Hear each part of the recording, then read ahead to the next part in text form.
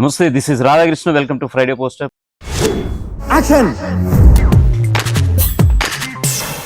ప్రస్తుతం అయితే election track అయితే నడుస్తుంది. దీనికి సంబంధించి ఫ్రైడే పోస్ట్ తన వంతు విధంగా ఎంతో కొంత కృషి చేస్తోంది. సో ఈ క్రమంలో బాపట్ల ఇక్కడ ఉన్నటువంటి వైఎస్ఆర్సీపీ అభ్యర్థి అలాగే 2 సార్లు ఎమ్మెల్యేగా గెలిచారు. ఆల్రెడీ ఉప సభాపతిగా కూడా కొనసాగినటువంటి పరిస్థితి.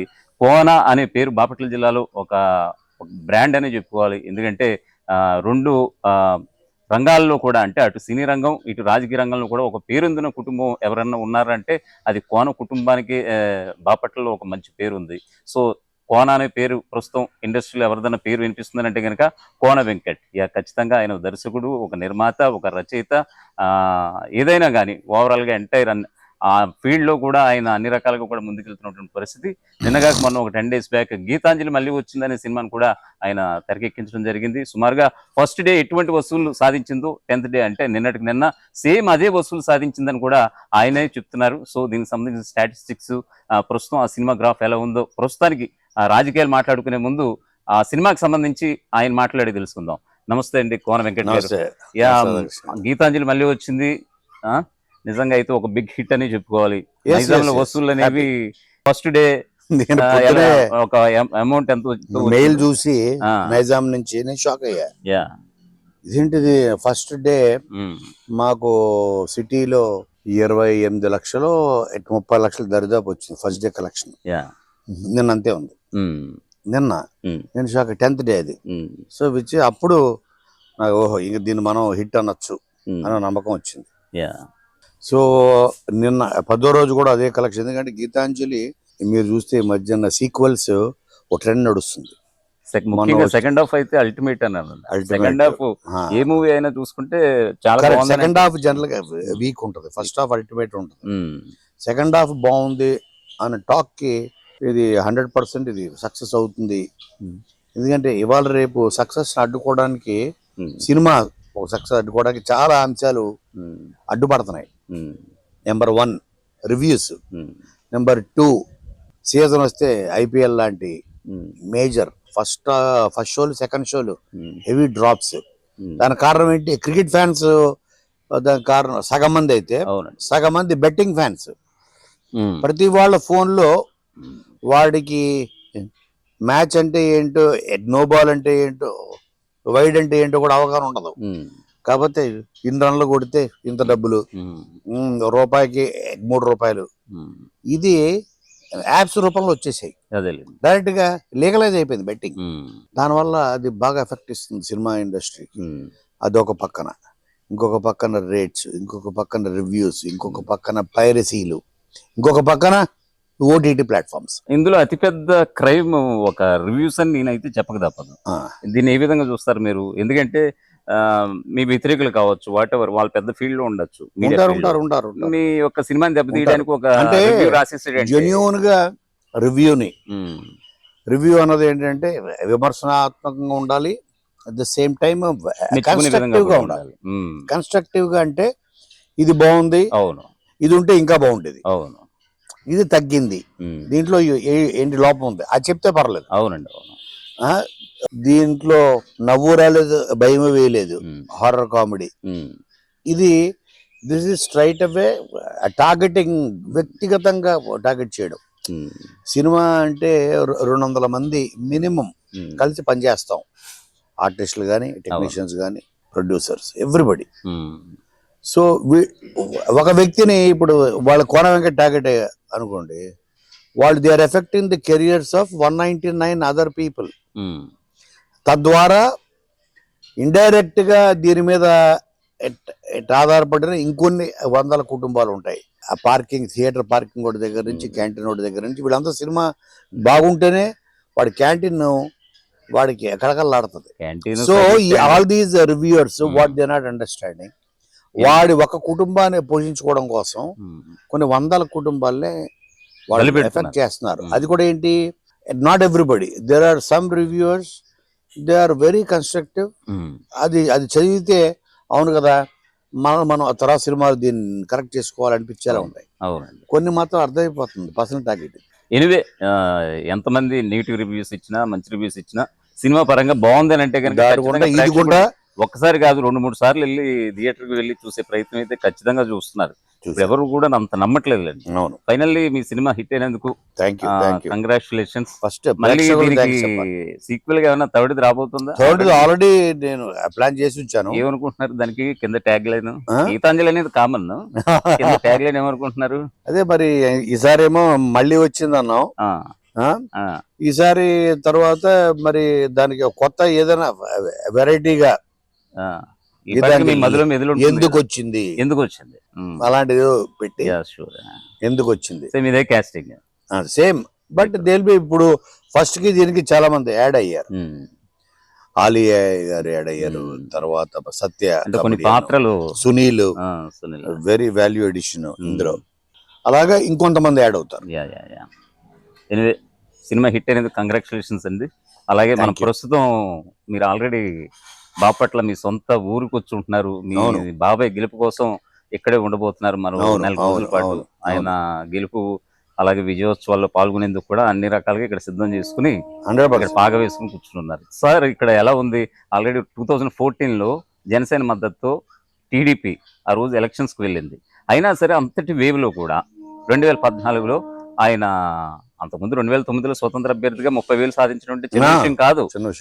ఆల్రెడీ 2014లో జనసేన 2019లో జనసేన పోటీ చేసిన అభ్యర్థికి 4,000 5,000 చిల్లర వచ్చింది ఓట్లు. అంతే, చాలా తక్కువ. 3,000 చిల్లర, 3,600 ఎంతో వచ్చింది. సో 2014లో ఆ వేవ్ లో ఆయన ఫస్ట్ టైం ఒక పార్టీ తరఫున పోటీ చేయడం, వైఎస్ఆర్సీపీ తరఫున గెలవటం, మళ్ళీ 2019లో ఆయన గెలవటం, తర్వాత ఉప సభాపతిగా ఆయన చూడడం. ఎందుకంటే మీ తాతయ్య గారి స్పీకర్ దాన్ని ఆయన రాజకీయ వారసత్వాన్ని పుణుకుపుచ్చుకున్నారని అనటంలో అతిశయోక్తి కానే కాదు. సో ఇంకా ఆయన మీ తాతయ్య గారు అనేది ఒక లెజెండరీ అనుకోండి, అది వేరే విషయం, తర్వాత మాట్లాడదాం. హ్యాట్రిక్ దిశగా ఇప్పుడు వెళ్ళబోతున్నారు. ఏంటి ఇప్పుడు ఎలా ఉండబోతోంది అంటే మీ గవర్నమెంట్ చూసేశారు జనాలు, ఒక్క ఛాన్స్ అన్నందుకు ఇచ్చారు. 2019 నుంచి 2024 వరకు చూశారు. ఓకే, అంతా బాగానే ఉంది. ఇప్పుడు ప్రభుత్వం మీద వ్యతిరేకత ఉన్నా అది మీకు మైనస్ అవుద్ది. ప్రభుత్వం మీద ఖచ్చితంగా మంచి పనులు చేశారన్న ఒక కితాబునిచ్చినా అది మీకు మంచి జరుగుద్ది.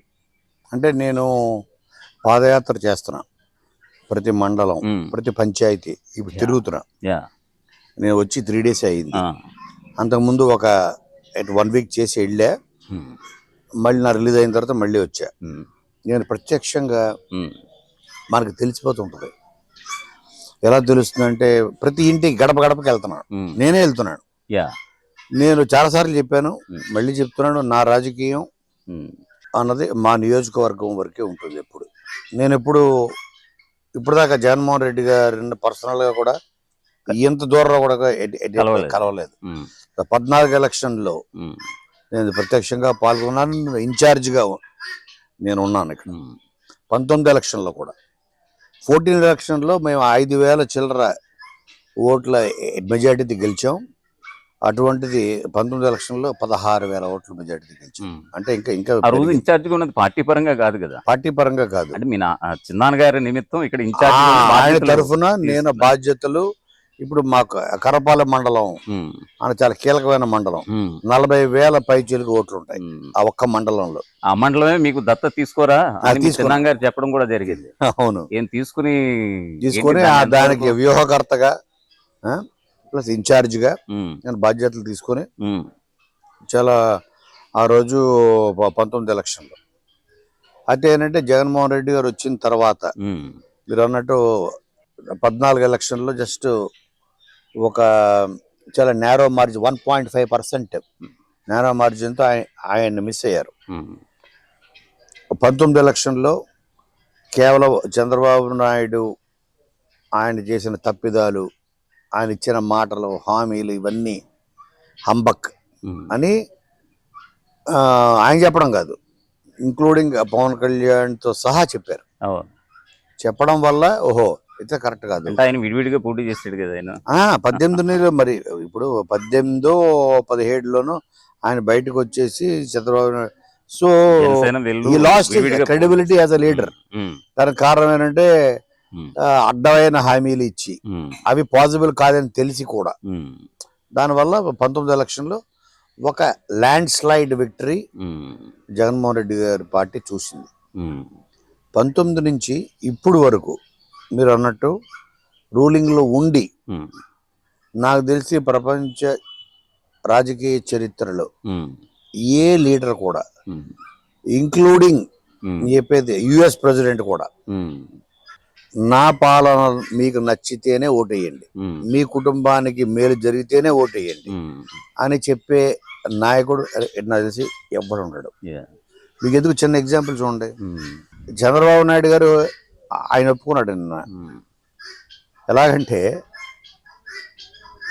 జన్మభూమి కమిటీల పేరుతోటి ఆయన చేసిన అన్యాయాల వల్ల ఉమ్, ఆ పార్టీ పోయింది. అవును, గ్రామాలన మా దగ్గర ఎంతమంది ఎఫెక్ట్ అయ్యారో నాకు తెలుసు. అవును, ఆ జన్మభూమి కమిటీని ప్రసన్నం చేసుకోకపోతే ఆ పంచాయతీ లెవెల్లో, ఆ విలేజ్ లెవెల్లో వాళ్ళకి ఏ పని జరగదు. ఉమ్, కనీసం క్యాస్ట్ సర్టిఫికేట్ కూడా రాదు. ఉమ్, అలాగా వాళ్ళు ఫుల్ కమాండ్ పెట్టుకుని దాని మీద ఆ వ్యతిరేకత ఉమ్, భయంకరంగా గ్రామ స్థాయి రావడం వల్లే అవును, వాళ్ళ గ్రాఫ్ 23కి పడిపోయింది. ఉమ్, ఇప్పుడు మొన్న ఆయన స్పీచ్లో ఆయన ఏమంటాడు, తర్వాత ఎవరు ఊహించని విధంగా ఉమ్, వాలంటీర్ వ్యవస్థను తీసుకొచ్చి ఇంటింటికి గడప గడపకి ప్రభుత్వాన్ని తీసుకెళ్ళిపోయాడు ఆయన. ఉమ్, సో ప్రజల వద్దకే పాలన అనడానికి ఒక నిజమైన ఎగ్జాంపుల్ ఆయన సెట్ చేశాడు. ఉమ్, విలేజ్ సెక్రటరియట్ కానీ అవును, అలాగే వాలంటీర్ వ్యవస్థ కానీ చాలా అతి కొద్ది కాలంలో నాకు తెలిసి మీరు చూడండి నెక్స్ట్ 5 yearsలో ఉమ్, ఇండియాలో ప్రతి స్టేట్ ఉమ్, లో ఈ వాలంటీర్ వ్యవస్థ రాబోతుంది. ఉమ్, ఇది నా మాట గుర్తుపెట్టు. Yeah. ఇప్పుడు ఆయన ఏమన్నాడు మొన్న, ఉమ్, నేను చూసి షాక్ అయ్యా. ఉమ్, 40 ఏళ్ళ ఇది ఆయన రాజకీయ అనుభవం, 14 సంవత్సరాల ముఖ్యమంత్రి ఆయన ఉమ్, వాలంటీర్ వ్యవస్థను కొనసాగిస్తా, ఉమ్, వాళ్ళకన్నా మీకు ఆయన జగన్మోహన్ రెడ్డి గారు ఇచ్చిన దానికన్నా మీకు ఎక్కువ పారితోషికం ఇస్తా, జీతం ఇస్తా, ఇంకోటి ఇస్తా అని చెప్తున్నాడు తప్ప yeah, జన్మభూమి కమిటీలు మళ్ళీ తీసుకొస్తా అని చెప్పట్లేదు. అదేలే, అంటే is accepting um, volunteer system అన్నది ఉమ్, చాలా మంచి సిస్టమ్. ప్రజలని వాళ్ళ గుండెల్లోకి వెళ్ళిపోయింది ఉమ్, వాళ్ళ సర్వీసు. ఉమ్, ఇది జగన్మోహన్ రెడ్డి గారి బ్రెయిన్ చైల్డ్, ఉమ్, మానస పుత్రిక ఈ వ్యవస్థ. దీన్ని టచ్ చేయకూడదు, ఇదే మంచిది అని ఆయన 100% ఒప్పుకున్నట్టు అయింది కదా. జనభూమి కమిటీ తీసుకొస్తానని చెప్పట్లేదు ఆయన. అవునవును, మళ్ళీ వాలంటీర్ వ్యవస్థకే ఇంకొక 5,000 అదనంగా ఇస్తూ సో ఇప్పుడు కొనసాగిస్తా ఉంటున్నారు. ఎగ్జాక్ట్లీ. సో దట్ షోస్ మరి అటువంటిప్పుడు అంటే ఇది ఓట్ బ్యాంక్ రాజకీయాలు అనుకోవచ్చు కదండి, అనుకోవడానికి లేదు. అదే అంటే విచ్ మీన్స్ ఎందుకంటే ఇప్పుడు వాలంటీర్ నియమించినది మాత్రాన్ని అక్కడతోటి ఒక వ్యక్తితో ఆగదు. సదరు ఆ కుటుంబం మీద ఆ ఓట్లు అనేవి డిపెండ్ అవుతాయి. ఆ సదరు ఆ కుటుంబమే కావచ్చు, వాళ్ళ బంధువులు కూడా దాని మీద ఇంపాక్ట్ అయి ఉంటుంది. ఒక వాలంటీర్ని ఖచ్చితంగా మేము నియమిస్తామని చెప్పగానే దాని ఇంపాక్ట్ ఓ 10 మంది ఓటర్ల మీద పడే అవకాశం కూడా ఉంది. అంటే వాలంటీర్ వ్యవస్థ మన ఇన్ డెప్త్ వెళ్తే చాలా చెప్పగలను నేను. బట్ వాళ్ళు కేవలము వాళ్ళు సర్వీస్ ఓరియంటెడ్, వాళ్ళు చేసే సర్వీస్ సేవలు. అంటే ఇప్పుడు మీరు చూస్తే మొన్న ఆ కేసులు వేసి అనవసరంగా ఆ రమేష్ ఆయన సీఎం అదే రమేష్ కుమార్, నిమ్మగడ్డ రమేష్ కుమార్ అతను కొంతమంది ఎంతో మంది ముసలి వాళ్ళ చావు కారణమయ్యాడు, దుర్మార్గుడు. అతని మీద హత్యా నేరం అతని మీద రిజిస్టర్ చేయాలి. రెస్పాన్సిబుల్. పాప ఎంతో మంది ఆ ఎండలో అక్కడికి వెళ్ళలేక వాలంటీర్ల ద్వారా పెన్షన్లు రాకూడదని కోర్టుకి వెళ్ళి చూడండి ఎంతమంది చనిపోయారు చూడండి. సో హీఈస్ 100% రెస్పాన్సిబుల్ రమేష్ అనే అతను. దాన్ని మీరు టీడీపీకి ఆపాదించి మరి కాస్త ప్రచారం చేశారనే ఆరోపణలు కూడా ఉన్నాయి. ఐ మీన్ ఒక వైఎస్ఆర్ అంటే మరి అది డైరెక్ట్ గా అయిపోయింది కదా. ఇప్పుడు ఆయన చెప్తున్నాడు కదా ఆపాదించడం ఏంటి, ఆయన he's directly link to TDP. అది క్లియర్ గా అంటే వాళ్ళు ఏమంటున్నారు, వాలంటరీ వ్యవస్థని ప్రస్తుతానికి రద్దు చేయండి, గ్రామ సచివాలయాలు, వార్డు సచివాలయం ఉన్నటువంటి మిగతా సభ్యులు ఉన్నారు కదా, ఎవరైతే వాళ్ళు ఉన్నారో వాళ్ళ చేత పంపించుకుని చేసుకోమనండి అని అన్నారు. ఈసీ కూడా అదే చెప్పింది, చేయలేదు. సో సిఎస్ జవహర్ రెడ్డి కాదు కదా, ఎందుకంటే వాళ్ళ కుటుంబాలలో ఇప్పుడు ఒక్కొక్క వాలంటీర్కి మా దగ్గర చూస్తే కొంతమందికి 60 ఇళ్ళు, కొంతమందికి 70 ఇళ్ళు. వాళ్ళు ప్రతిరోజు వాళ్ళ బాగోగులు, వాళ్ళ ఆరోగ్యం ఎలా ఉంది, 50 వాలంటీర్లు కొన్ని చోట్ల ఇంకా ఇల్లు కూడా ఎక్కువ. ఇప్పుడు ఒక వాలంటీర్ ఒక్కొక్క ఇప్పుడు క్లస్టర్ లో 72 ఇళ్ళు కూడా ఉన్నాయి, 72 ఇళ్ళు కూడా కలిపారు అనమాట. అది దాన్ని బట్టి వాళ్ళ పిల్లలు వాళ్ళు ఎక్కడో బయట ఉద్యోగాలు చేసుకుంటారు, కానీ వీళ్ళు మాత్రం ప్రతిరోజు వాళ్ళకి ఏ అవసరం వచ్చినా అమ్మ మాత్రలు అయిపోయాయమ్మా అని అంటే వాళ్ళు తీసుకొచ్చి ఇస్తారు. ఇది గవర్నమెంట్ స్కీమ్ లో భాగం కాదు ఇది. అదేలేండి. అయినా అంటే వాళ్ళ కుటుంబాల్లో వాళ్ళు వాళ్ళ భాగం అయిపోయారు. దీని ఇంపాక్ట్ నేను ఈ గడప గడపకి మా బాబా వైఎస్ఆర్ నియోజకవర్గంలో వెళ్తున్నప్పుడు అది వాళ్ళ కళ్ళల్లో చూస్తున్నా. నేను వాళ్ళకి పాంప్లెట్ ఇచ్చినప్పుడు వాళ్ళు పాంప్లెట్ తీసుకుని వాళ్ళు జగన్మోహన్ రెడ్డి గారి ఫోటో చూసి ముద్దు పెడతారు ముసలాళ్ళు. అంటే పాపం వాళ్ళు వెళ్ళలేరు, వాళ్ళ ఇంటి దగ్గరికే వస్తున్నాయి డబ్బులు అని అంటే వాళ్ళ కళ్ళల్లో తెలిసిపోతుంది. ఇది ఆ కళలో ప్రేమ, జగన్మోహన్ రెడ్డి గారి మీద ఉన్న ప్రేమ, ఆ నమ్మకం. ఆయనే మాకు కావాలి బాబు, తిండి పెట్టినండి ఎలా మర్చిపోతాం బాబు, మీరు ఇక్కడ దాకా ఎందుకు వచ్చారు ఎండలో అడుగుతున్నారు అని ఆ ఇచ్చిన ఆ పాంప్లెట్ తీసుకుని ముద్దు పెట్టుకుంటున్నారు. సార్ వెంకట్ గారు, మిమ్మల్ని ఒక విషయం అయితే ఖచ్చితంగా అడగాలి. మీరు సినీ పరిశ్రమలో ఉన్నారు, నాకు రాజకీయాలకి దీనికి సంబంధం లేదని అంటున్నారు. అవును, మీ గురించి చెప్పాలంటే బోర్లు కూడా వేశారు కొన్ని చోట్ల, అయితే చాలా చోట్ల వేశారు. ఏమి ఆశించి నేను ఆ పనులు చేయలేదు, నేను రాజకీయాల్లోకి రానని కూడా చెప్పకనే చెప్తున్నారు. సో ఇవన్నీ పక్కన పెడితే గవర్నమెంట్ ఏది వస్తుందో ఏది రాదో జూన్ 4th అనేది తెలుసు. రాజకీయం అన్నది నా పాయింట్ ఆఫ్ లో బాధ్యత అండి. మీరు as a voter of AP నా ఆధార్ కార్డు ఇక్కడే ఉంది, నా ఓటర్ కార్డు ఇక్కడే ఉంది. సో నేను ఆంధ్రప్రదేశ్ పౌరుణ్ణి, నాకు బాధ్యత ఉంది. అదే సార్, మీరు బాధ్యతతోనే చెప్తున్నా. ఇది వైఎస్ఆర్సీపీకి, మరి ముఖ్యంగా వైఎస్ఆర్సీపీ అభ్యర్థి అయినటువంటి మీ చిన్నాన్న గారికి ఒకరితో కూర్చుని ఈ రోజు ప్రచారం ఇవి చేస్తున్నారు. రేపటి రోజున టీడీపీ గవర్నమెంట్, జనసేన ఉమ్మడి సంకీర్ణ సర్కార్ కనుక ఒకవేళ వస్తే మాట మీపై కొంచెం ఇబ్బందికర పరిస్థితులు మీకు ఏముండవా? ఏముండదా? ఇప్పుడు అలా చాలా మంది ఇబ్బంది పడిన వాళ్ళు ఉన్నారు కదా. ఇప్పుడు నేను మంచి మనం చెప్పేటప్పుడు చెడు కూడా సిద్ధపడాలి. అంటే మీరు ఆల్రెడీ జరగబోయే చెడు కూడా సిద్ధపడాలి. టార్గెట్ చేస్తే కోన వెంకట్ కూడా టార్గెట్ అవుతారు. అవునండి, ఏముంది అలా అని ఎంతమంది నోళ్ళు మీరు నొక్కేయగలరు? మీ భవిష్యత్తుని మీరే తాకట్టు పెట్టుకున్నట్టు కదా. తప్పే ఉందంటాను. నేను మా నియోజకవర్గంలో నేను ఒక కండువా వేసుకుని ప్రచారం చేయట్లేదు. ఒక బాధ్యత గల ఒక పౌరుడిలా, ఒక బాధ్యత గల పౌరుడిలా, ఆంధ్రప్రదేశ్ పౌరుడిలా నేను రాజకీయం అనేది ఒక బాధ్యతగా భావించి ఈ రాష్ట్రానికి, ఆంధ్రప్రదేశ్ రాష్ట్రానికి జగన్మోహన్ రెడ్డి గారు అవసరం అని నేను మనస వాచ కర్మ నమ్మి చెప్తున్నాను. నేను ఈ మాటలు నేనేవి ప్రతి నియోజకవర్గాలు, ఎందుకంటే మీరు ఇందాక చెప్పారు మా తాతగారు 15 సంవత్సరాలు ఎమ్మెల్యే, ఇప్పుడు గత 10 సంవత్సరాలుగా మా బాబాయ్ గారు ఎమ్మెల్యే. అంటే 25 years బాపట్ల ప్రజలు మమ్మల్ని ఆదరిస్తూ వచ్చారు, కులంతో సంబంధం లేకుండా. మేము అత్యంత మైనారిటీ కులానికి చెందిన కుటుంబం. అంటే మా ఓట్లు ఈ నియోజకవర్గంలో మాక్సిమం ఉంటే 6,000 ఉంటాయి. 6,000 3,000 నుంచి 4,000 అన్నట్టుగా నాకు అంతే కరెక్ట్. అటువంటి సామాజిక వర్గానికి చెందిన మమ్మల్ని 25 సంవత్సరాలు ఎమ్మెల్యేగా మమ్మల్ని గెలిపిస్తూ వచ్చారంటే 3 పర్యాయాలు మా పట్ల 2 పర్యాయాలు మా చిన్నాన్నగారు. అంటే వీళ్ళకి మా కుటుంబం మీద ఎంత నమ్మకం ఉంటే మీరు మా నియోజకవర్గానికి ప్రాతినిధ్యం వహిస్తే ఈ నియోజకవర్గానికి మంచి జరుగుతుంది అని వాళ్ళు భావించబట్టే కదా మాకు 25 సంవత్సరాల నుంచి మమ్మల్ని గెలిపిస్తూ వచ్చారు.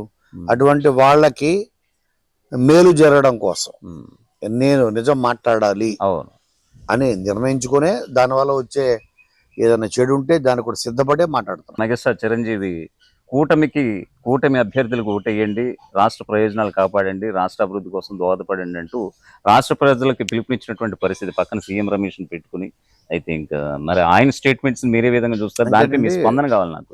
ప్రతి వ్యక్తికి తన అభిప్రాయాన్ని వ్యక్తపరిచే స్వేచ్ఛ ఉంది. చిరంజీవి గారికి ఎందుకు ఉండదు? అది ఆయన అభిప్రాయం, ఆయన అభిప్రాయాన్ని గౌరవిద్దాం. సో ఆయన అభిప్రాయాన్ని చెప్పే హక్కు కూడా ఆయనకి లేదు అనడం తప్పు. Okay, so that is his opinion. నేను ఆయన్ని అన్నయ్య అని పిలుస్తా. ఉమ్, ఆయన అభిప్రాయాన్ని ఆయన చెప్పినంత మాత్రాన ఉమ్. ఆయన పట్ల నాకున్న ప్రేమ గాని అభిమానం గాని ఇంత కూడా తగ్గదు. అంటే రాజకీయాలు అది ఓకే. ఆయన ఒపీనియన్ ఆయన ఒపీనియన్, ఇది నా ఒపీనియన్. ఇప్పుడు ఎలా అయితే రివ్యూస్ గురించి మాట్లాడుకున్నావు అవును. సినిమాల మీద, ఆ రివ్యూవర్స్ కి ఇచ్చే ఒపీనియన్ వాళ్ళ వ్యక్తిగత ఒపీనియన్ అది. బట్ వాళ్ళు కోట్లాది మంది ప్రేక్షకుల అభిప్రాయాన్ని వాళ్ళు రిప్రజెంట్ చేస్తున్నట్టు వాళ్ళు మాట్లాడతారు. వ్యక్తిగత అభిప్రాయం అది. అలాగే అన్నయ్య తన వ్యక్తిగత అభిప్రాయాన్ని ఆయన చెప్పాడు. సో దానికోసం అది మనం తప్పట్టాల్సిన అవసరం లేదు. లెట్ పీపుల్ డిసైడ్ అంటున్నాను నేను. Let people decide. నేను కళ్ళలో చూసే చెప్తున్నా కదా. వాళ్ళ కళ్ళ నిండా వాళ్ళ ప్రేమతో, ఒంటి నిండా ఆప్యాయత పులుముకొని వాళ్ళు నా చేతులు పట్టుకొని మా అన్నం పెట్టిన మా జగన్ బాబుకి ఓటు వేయకపోతే మొస్సలి వాళ్ళు ఎవరికేస్తాం బాబు అని అంటున్నప్పుడు వాళ్ళ కళ్ళలో నేను చూసిన నిజం ఇది. మరి అన్నయ్య ఆయన అభిప్రాయం అది. సినీ పరిశ్రమకు చెందినటువంటి ఒక వ్యక్తిగా, అలాగే వైఎస్ఆర్సీపీ సింపథైజర్ గా, అంటే మీ చిన్నాన్న గారు ఆల్రెడీ ఒక ఎమ్మెల్యేగా ఉన్నారు కాబట్టి Jaganmohan Reddy is perfect leader. 1 minute అండి. పిఠాపురం కనుక మీరు వెళ్తే, కోన వెంకట పిఠాపురం వెళ్తే, అక్కడ జనసేన అధ్యక్షులుగా ఉన్నటువంటి పవన్ కళ్యాణ్కి కలిసి విషెస్ చేస్తారా, లేదు పార్టీ అభ్యర్థిగా ఉన్నటువంటి వంగా గీతకి సపోర్ట్ చేస్తూ అక్కడ ప్రచారం చేస్తారా కోన వెంకట్? నేను ఎక్కడికి వెళ్ళా నా స్టేట్మెంట్ ఒకటే. ఏంటండి వేదికగా ఏం జరగబోతుంది? నేను first point, one thing is very clear. Bapatla Pulimera దాటితే రాజకీయం మాట్లాడను. బాపట్ల వరకే, ఎందుకంటే మా కుటుంబాన్ని 10 సంవత్సరాలు ఆదరించారని చెప్పి బాధ్యతతోటి నా రాజకీయం బాపట్ల వరకు పరిమితం. దీన్ని దాటి ఏదైనా మాట్లాడతానంటే జగన్మోహన్ రెడ్డి గారి గురించే మాట్లాడతా. జగన్మోహన్ రెడ్డి గారి అవసరం ఉంది, ఈ రాష్ట్రానికి అవసరం ఉంది. ఆయన ఎవ్వరికీ రాని, అంటే మనకి స్వాతంత్రం వచ్చి వాళ్ళకి 70 లాస్ట్ 75 ఇయర్స్ అయిపోయింది కదా. ఏ పొలిటికల్ లీడర్కి, ఏ పార్టీకి రాని రాని రాని ఆలోచనలు ఆయనకి ఎలా వచ్చాయో ఆయనకి తెలియాలి. ఆయన వెనకాల ఎటువంటి మరి బ్యూరోక్రాట్స్ ఉన్నారా, అడ్వైజర్స్ నాకు తెలియదు. అంటే ఒక వాలంటీర్ వ్యవస్థ కానీ ఇప్పుడు తీసుకొస్తున్న, మీకు ఎందుకు, మీరు నాకు కూడా వస్తే తీసుకెళ్ళి చూపిస్తా. విలేజ్ క్లినిక్స్, రైతు భరోసా కేంద్రాలు ప్రతి ఊళ్ళోనూ, ప్రతి పంచాయతీలోనూ సెక్రటరియేట్స్. ఒకప్పుడు సెక్రటరియేట్ పని ఉంటే ఇక్కడ నుంచి బస్సు వేసుకొని, ట్రైన్ వేసుకొని వాడు వచ్చేవాడు హైదరాబాద్. వస్తే నేను వాళ్ళ ద్వారకా హోటల్ పెట్టేవి, వాళ్ళని తీసుకెళ్లేవాడిని సెక్రటరీ దగ్గర పని ఉంటే. ఇప్పుడు అక్కర్లేదు, వాళ్ళ ఇంటి పక్కనే ఉంటుంది ఈ వ్యవస్థ. ఇవన్నీ తీసుకొచ్చిన జగన్మోహన్ రెడ్డి గారి ఆయన ఆలోచన, ఆయన ముందు చూపు, ఆయన vision has impressed me. Simple గా ఒకే ఆన్సర్ అండి. పిఠాపురంలో జనసేన అభ్యర్థి అంటే ఒక సినిమా ఇండస్ట్రీకి చెందినటువంటి ఒక వ్యక్తిగా మిమ్మల్ని అడగాలి, పవన్ కళ్యాణ్ గెలవాలని కోరుకుంటారా, మీ పార్టీ అభ్యర్థిగా, ఐ మీన్ ఒక సింపథైజర్ గా గెలవాలని కోరుకుంటారా? పవన్ కళ్యాణ్ కి అత్యంత ఆప్తుడుగా అక్కడ ఎవరు గెలవాలని కోరుకుంటారు ఇద్దరు? అదే అంటున్నాను. I wish both of them all the best. అదేంటండి చెప్తా. నా మిత్రుడు, నాకు అత్యంత ఆప్తుడు పవన్ కళ్యాణ్ ఓటమిని నేను కల్లా కూడా కోరుకోను.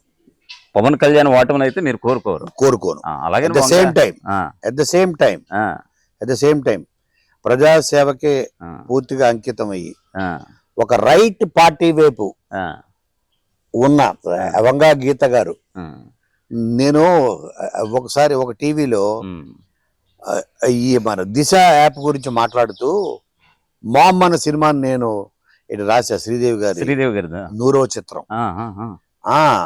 ఆవిడకి ఆవిడకి 100వ చిత్రం కాదు, ఆవిడకి నేషనల్ అవార్డు వచ్చింది. ఆవిడ లాస్ట్ ఫిల్మ్ కూడా అదే.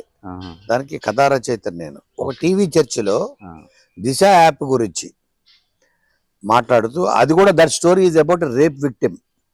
మామ్ అన్నది తన స్టెప్ డాటర్, తనను అసహించుకునే ఒక స్టెప్ డాటర్ రేపుకు గురైతే తన సవతి తల్లి శ్రీదేవి గారు ఆవిడ ఎలాగ దానికి న్యాయం చేసింది.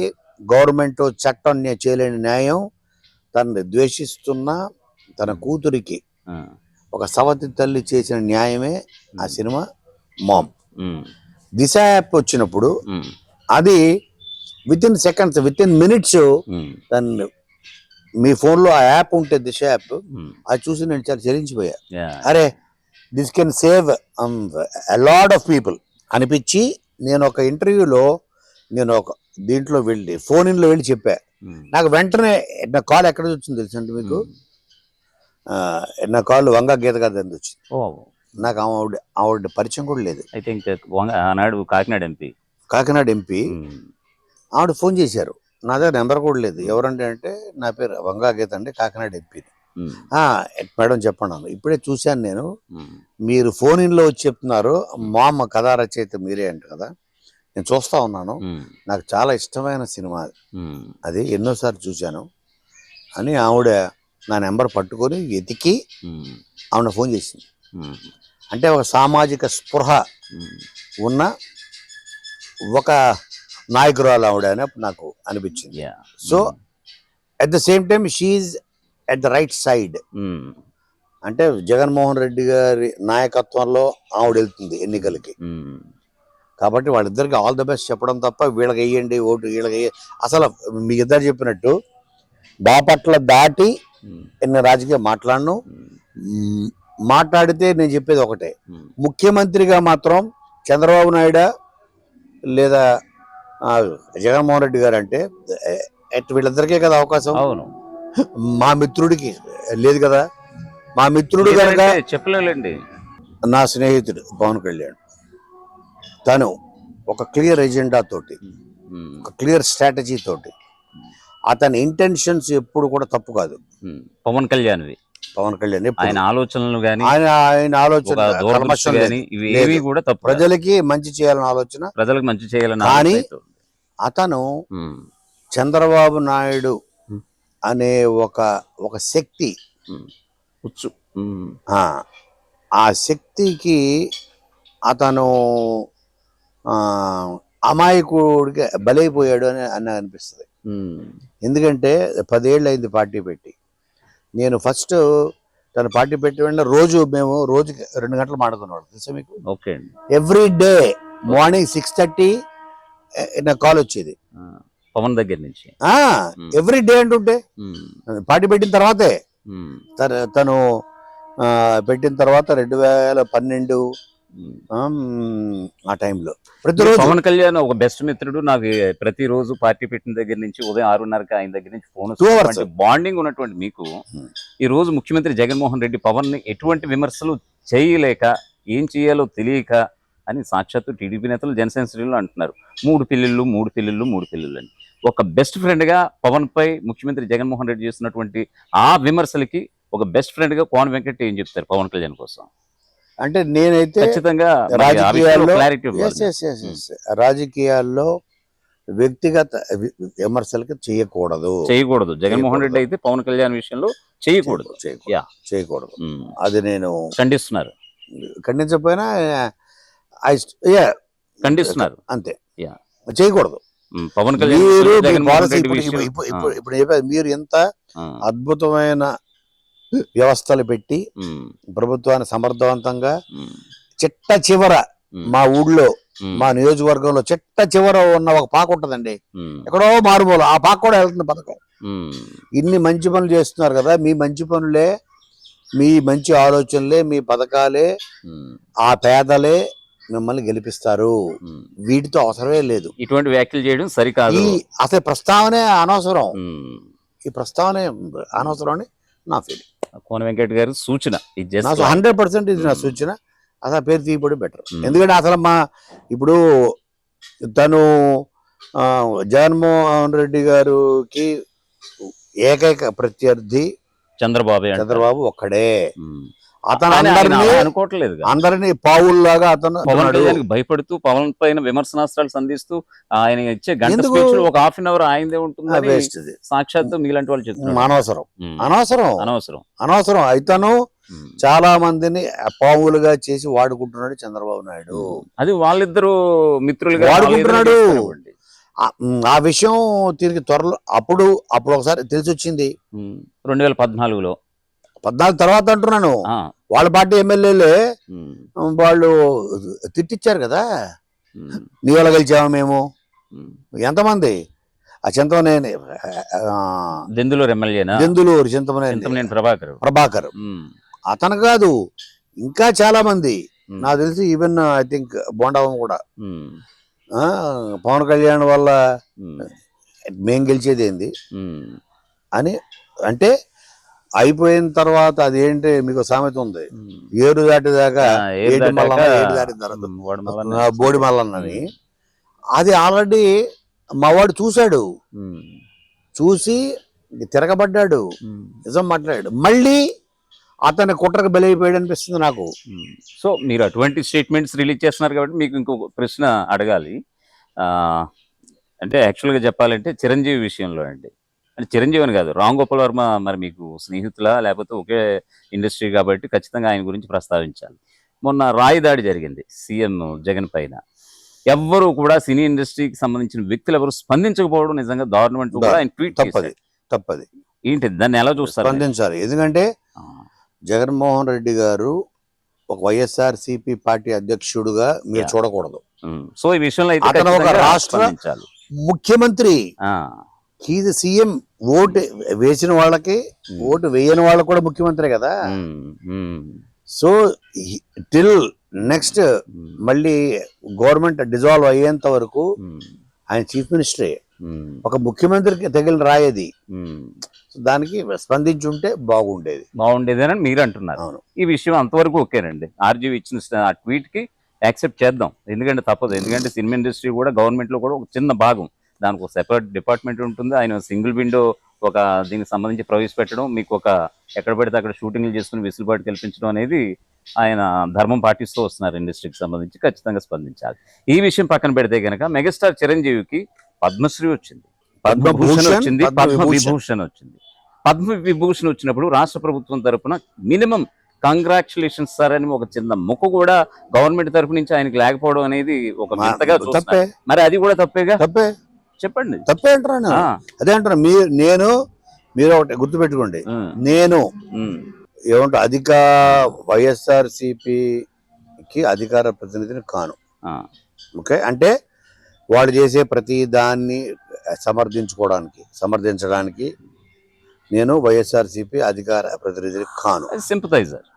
వాళ్ళ ప్రభుత్వానికి చేస్తున్న పనులకి, జగన్మోహన్ రెడ్డి గారు తీసుకుంటున్న నిర్ణయాలకి, ఆయన ఆలోచనలకి, ఆయన విజన్ కి ఐఎమ్ ఇంప్రెస్డ్. ముగ్ధులయ్యారు అంతే. So at the same time ఇప్పుడు మీరు చెప్పారు ఆయనకి పద్మ విభూషణ్ వచ్చినప్పుడు నాకు తెలిసి జగన్మోహన్ రెడ్డి గారు ట్వీట్ వేశారు, నాకు తెలిసి వేశారు, నేను చూశాను. మరి వేరే వాళ్ళ ప్రభుత్వం తరఫున సన్మానం చేశారా అంటే చేయలేదు. తెలంగాణ గవర్నమెంట్ చేసినట్టుగా ఉంది కదండి. పద్మవిభూషణ్ వచ్చిన తర్వాత ఆయన ఇంటికి వెళ్ళి మల్లుబట్టి విక్రమార్క వీళ్ళందరూ సాల్వ్ వేయడం వెళ్ళారు. అలాంటిది జరగలేదు. బట్ జగన్మోహన్ రెడ్డి గారు మాత్రం నాకు తెలిసి ట్విట్టర్ లో స్పందించారు. నాకు తెలిసి స్పందించబోయింటే మాత్రం అది తప్పదు. పోయింటే ఆయన స్పందించినట్టే నాకు గుర్తు. స్పందించకపోతే అది కూడా తప్పే అంటున్నా నేను. స్పందించకపోతే తప్పే. ఇప్పుడు నేను అన్ని కూడా ఇప్పుడు వాళ్ళు చేస్తున్న కొన్ని తప్పులు కూడా ఉన్నాయంటున్నాను. ఇప్పుడు నేను పరీక్షకి వెళ్ళినప్పుడు 100కి 100 మార్కులు ఏం చేస్తా కదా. అవును, నాకు 80 వస్తే ఫస్ట్ క్లాస్, 90 వస్తే డిస్టింక్షన్. ఈ రోజు జగన్మోహన్ రెడ్డి గారు కూడా డిస్టింక్షన్ మార్కులతో పాస్ అయ్యాడు. 10 మార్కులు ఆయనకి తగ్గాయి. అందులో ఒకటి సినిమా ఇండస్ట్రీకి సంబంధించిన రేట్ల విషయంలో ఈవెన్ నౌ ఐఎమ్ అగేన్స్ట్. ఎందుకు అగేన్స్ట్ అంటే ఇప్పుడు ఇప్పుడు నేను ఒక సెల్ ఫోన్ ఉందండి, ఆ సెల్ ఫోన్ తయారు చేసేవాడు ఉన్నాడు యాపిల్, దానికి 1,50,000 లేదా 1,70,000 పెడతాడు. అలాగే ఇంకో కంపెనీ ఉంటుంది 2,000 పెడుతుంది. 1,70,000 ఏంటి, దానికి ఎందుకు 1,70,000 అయింది, దాంట్లో ఉన్న కాంపోనెంట్స్ ఏంటి, దాంట్లో జరిగిన రీసెర్చ్ ఇవేంటని వాడికే తెలుసు. So when you are not controlling him, ఒక సెల్ ఫోన్ ఇవాళ చూస్తే మనకి ప్రతి రైతుకి ప్రతి అందరి చేతిలో ఉంటుంది కదా సెల్ ఫోన్ ఉంటుంది. సో అది కూడా ప్రతి సామాన్యుడి నిత్యావసర వస్తువు అయిపోయింది ఇప్పుడు. వెళ్ళిపోయింది కదా. మరి దాని మీద మీకు లేని ఆ నియంత్రణ, మీరు నువ్వు అంతెందుకు పెట్టావు, నువ్వు దాన్ని 2000 అమ్ముతున్నాడు కదా వీడు, మరి నువ్వు నీ యాపిల్ ఫోన్ కూడా 2000కి అమ్ము అంటే ఎలా ఉంటది. సినిమా కూడా అంతే. సో టికెట్ల విషయంలో ప్రభుత్వం తాలూకా జోక్యం అనవసరం.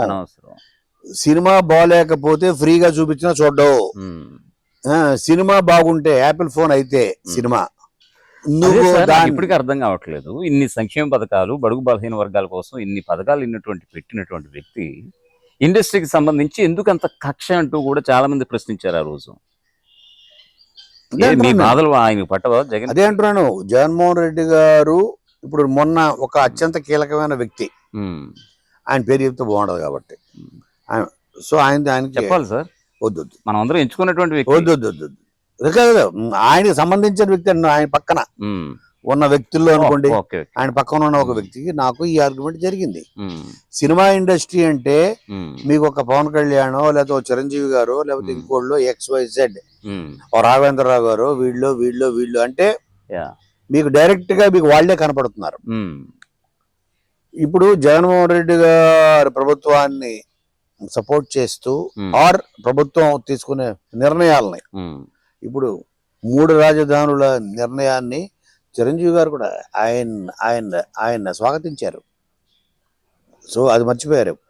సో ఇటు జగన్మోహన్ రెడ్డి గారి sympathisers or well wishers government చేస్తున్న పథకాలకి కూడా ఇంప్రెస్ అయిన నాలాంటి వాడు ఎంతో మంది ఉన్నారు, వేలల్లో ఉన్నారు. కానీ వేళ్ల మీద లెక్క పెట్టే కొంతమంది మొహాలే మీకు కనపడుతున్నాయి సార్. ఎంతో మంది నాలాంటి వాళ్ళు ఎంతో మంది ఉన్నారు జగన్మోహన్ రెడ్డి గారిని అభిమానించి ఆయన చేస్తున్న పనుల్ని. ఇప్పుడు ఇట్లా ఎవరైనా కలిస్తే అమెరికాలో I'm a big fan of your writing అంటారు. ఖచ్చితంగా big fan of your writing not me. అంటే నేను నా రచనలకి వాళ్ళు ఫ్యాన్స్, వాళ్ళని నవ్వించాను, ఏడిపించాను, వాళ్ళని ఆహ్లాదపరిచాను. So they are fans to my writing. నేను వ్యక్తిగతంగా నేనేంటో వాళ్ళకి తెలియదు. అవునండి. కాబట్టి they are not my fans, they are fans to my writings. At the same time I'm not a fan of Jaganmohan Reddy, but I'm a fan of his governance. ఆయన పరిపాలన విధానానికి, పరిపాలన దక్షతకి I'm fan of his governance. I'm fan of his government. I'm not a fan of Jaganmohan Reddy. So there is a clear bifurcation. ఆయన చేసే ప్రతిదీ నేను support చేయాల్సిన అవసరం లేదు. సినిమా పరిశ్రమ విషయంలో మీరు కొద్ది మందినే చూస్తూ ఎంతో మంది, వేల మంది who are fans of your governance like me, మమ్మల్ని కూడా ఇండైరెక్ట్ గా ఎఫెక్ట్ చేస్తున్నారు. అవునండి, అవును. ఎంతో. సో వేళ్ల మీద లెక్క పెట్టే కొంతమందిని చూస్తూ వేలల్లో ఉన్న మీ పరిపాలనకి అభిమానుల్ని మీరు ఎఫెక్ట్ చేస్తున్నారు చెప్పా. So even now I stand by it. రేపొద్దున నాకు తెలిసి ఇది నా ప్రిడిక్షన్ అనండి, జోస్యం అనండి, నా కళ్ళతో చూసింది, నా మనసు నాకు చెప్పింది, ఖచ్చితంగా 100% జగన్మోహన్ రెడ్డి గారు మళ్ళీ ప్రమాణ స్వీకారం చేయబోతున్నారు. చేసిన తర్వాత నేను ఇప్పుడు దాకా లాస్ట్ 10 years లో ఆయన్ని కలవలేదు. ఫస్ట్ టైం కలవదలుచుకున్నాను. ఎందుకు కలవదలుచుకున్నానంటే ఇప్పుడు మీరు అడిగిన అదే ప్రశ్నకి నేను వెళ్ళి, సార్ ఇప్పుడు దాకా రిప్రజెంటేషన్ ఏమైనా ఇవ్వబోతున్నారా? ఎస్ అంటే I want to give him my side of argument. సినిమాని కొద్ది మంది వ్యక్తులు అనుకోవద్దు. సినిమా అన్నది ఇండస్ట్రీ అంటే కొన్ని వేల మంది సమూహం. సో కాబట్టి దాన్ని వదిలేసేయండి. Let them. సినిమాలని మీరు ఆడించలేరు, బాగోలేని సినిమాని. గవర్నమెంట్, మీరు in the sense government, please, it is my request. మీరు ఇందాక ఒక అన్నోన్ పర్సన్ గురించి చెప్పారు. ఆయన ఏమైనా మాజీ మంత్రి పేరునాని అనుకోవచ్చా? లేదు, పేరునానితో అయితే నేను డైరెక్ట్ గానే మాట్లాడేప్పుడు ఆయన నాకు మంచి స్నేహితుడు. అంటే అప్పుడు ఆ టైంలోనే ఆయన మాట ఫోన్ చేశా, సినిమాటోగ్రఫీ మంత్రిగా కూడా ఆయనకే ఫోన్ చేశా, సార్ ఎందుకు సార్ వదిలేండి సార్ సినిమాని. సో ఒక్కో సినిమాకి ఒక్కొక్క రూలు అన్నది కరెక్ట్ కాదు. Let them decide. మీరు నంబరు సూపర్ స్టార్లు, పెద్ద పెద్ద హీరోలు సినిమాలు బాగోకపోతే మార్నింగ్ షో వచ్చిన కలెక్షన్ కి ఫస్ట్ షో వచ్చిన కలెక్షన్ 10% వచ్చేస్తుంది. 10%.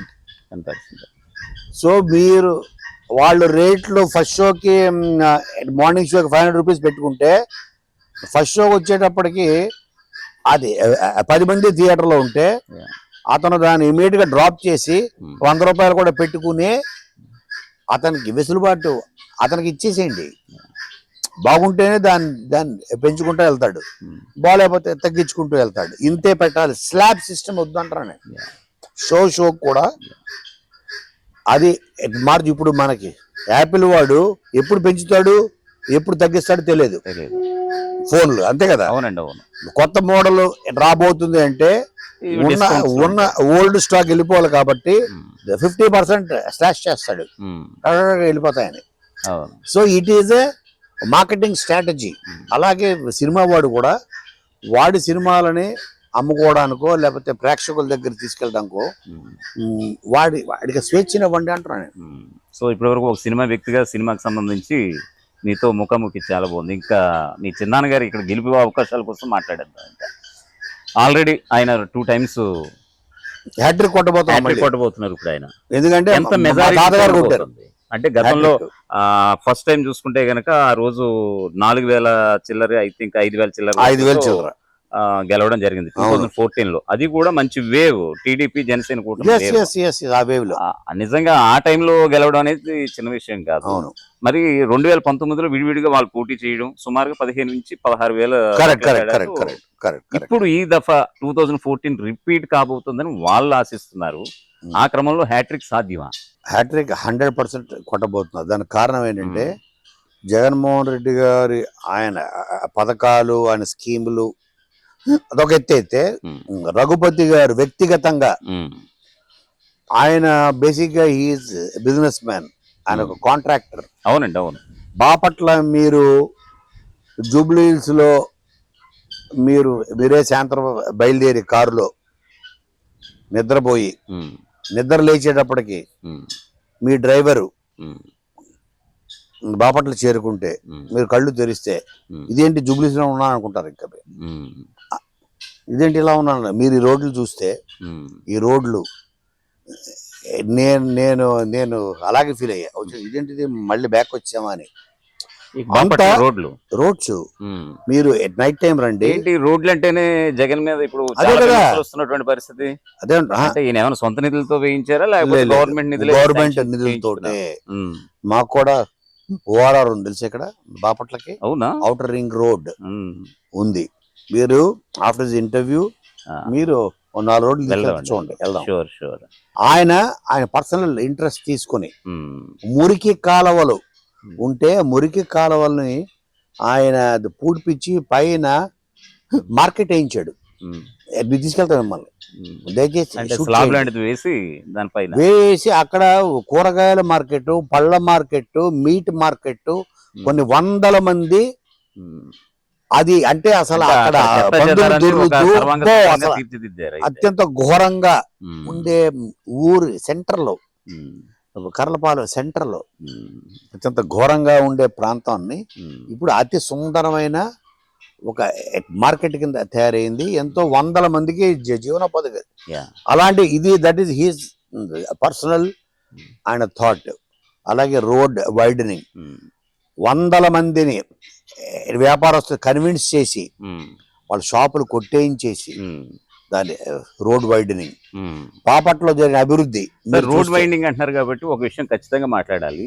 జీబీఆర్ రోడ్ వైడనింగ్ సంబంధించి రోడ్ వైడనింగ్ సంబంధించి మొత్తం ఆయన ఫ్రెండ్ కోసం ఒక మేలు చేశారు తన అనుచరులకి, అనుయాయులకి. దాని యొక్క డైరెక్షన్ మార్చారు అనేది టీడీపీ అసలు మీకు విషయం చెప్పాలంటే కొంతమంది ఫ్రెండ్స్ నాకు తెలిసి ఒక 25-30 సంవత్సరాల నుంచి ఆయనతో స్నేహంగా ఉన్న ఫ్రెండ్స్ దూరం అయ్యారు. ఆ, దూరం అయ్యారు. ఓకే. మ్, మార్చమని అడిగితే ఆ, నా చేతిలో లేదు ఇది. ఉమ్, ఆ?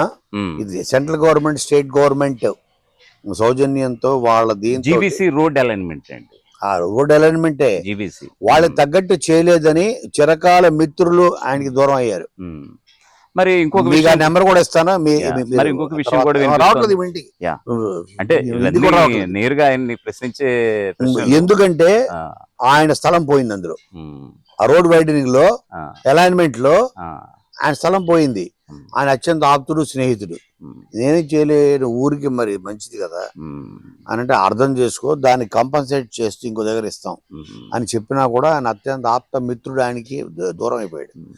మీరు చెప్పిన దానికి ఎగ్జాక్ట్ గా ఆపోజిట్ జరిగింది. ఇక్కడ ఉన్నటువంటి కొంతమంది సంబంధించినటువంటి పెట్రోల్ బంకులు మూసివేయించి తనకున్నటువంటి పెట్రోల్ బంక్ ఒకటే తెరిపించి అమ్మించే ప్రయత్నం కూడా చేశారనేది మీ చిన్నాన్నగారు రఘుపతి గారి మీద ఉన్నటువంటి ప్రధాన ఆరోపణ.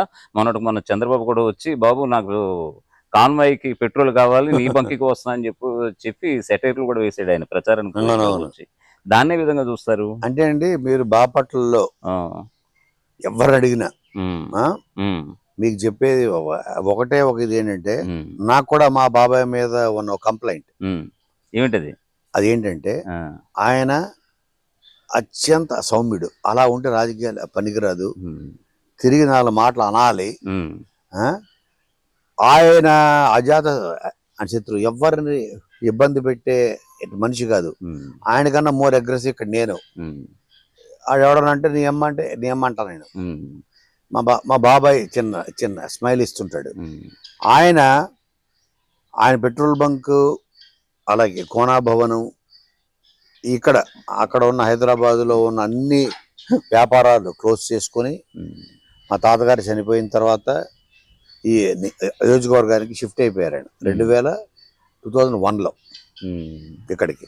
అప్పుడు పెట్రోల్ బంక్ అన్నది ఏ బంకుని మూయించేసి లేకపోతే తెరిపించేసే ఇది ఎవరికి ఉండదు. ఆయన వ్యాపారం ఆయన చేసుకుంటే బంకు, ఒక హోటలు, కోనా భవన్ అని అది పెట్టుకొని రాజకీయం కోసం ఆయన అమ్ముకున్న ఆస్తులు ఎక్కువ ఉన్నాయి. ఇల్లు, ఫ్యాక్టరీ పక్కన ఉన్న ఖాళీ స్థలం, ప్రతి ఎలక్షన్లకి ఒక్కోటి స్టాప్ బ్లాక్ లో మాయం. సినిమాలు చూపించినట్టు హైదరాబాద్ లో ఏ ఆస్తి మిగలలేదు రఘుపతి గారికి. అమ్మి అమ్మి అమ్మి అమ్మి ఆఖరికి ఆ బంక్ పక్కన ఆ కోనా భవన్ అనే హోటల్, అది కూడా ఏంటి లీజ్, ఏమీ లేవండి, ఏమి లేవు. అయితే ఉప్పల్ ఇండస్ట్రియల్ ఎస్టేట్ కూడా అమ్మేశాడు. దానికి ప్రెసిడెంట్ గా కూడా చేసినట్టుకున్నారు. అవును, అమ్మేశాడు.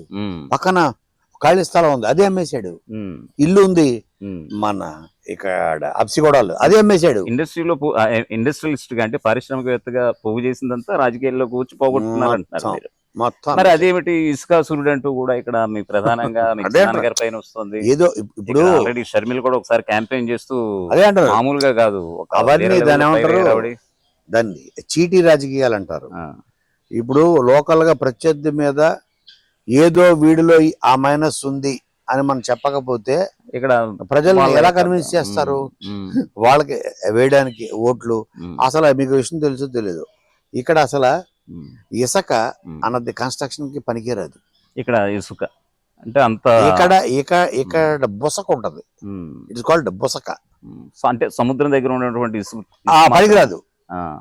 కృష్ణా నదీ తీరంలో అదేలేండి ఉండే ఆ ఇసుక మాత్రమే పనికి వస్తుంది.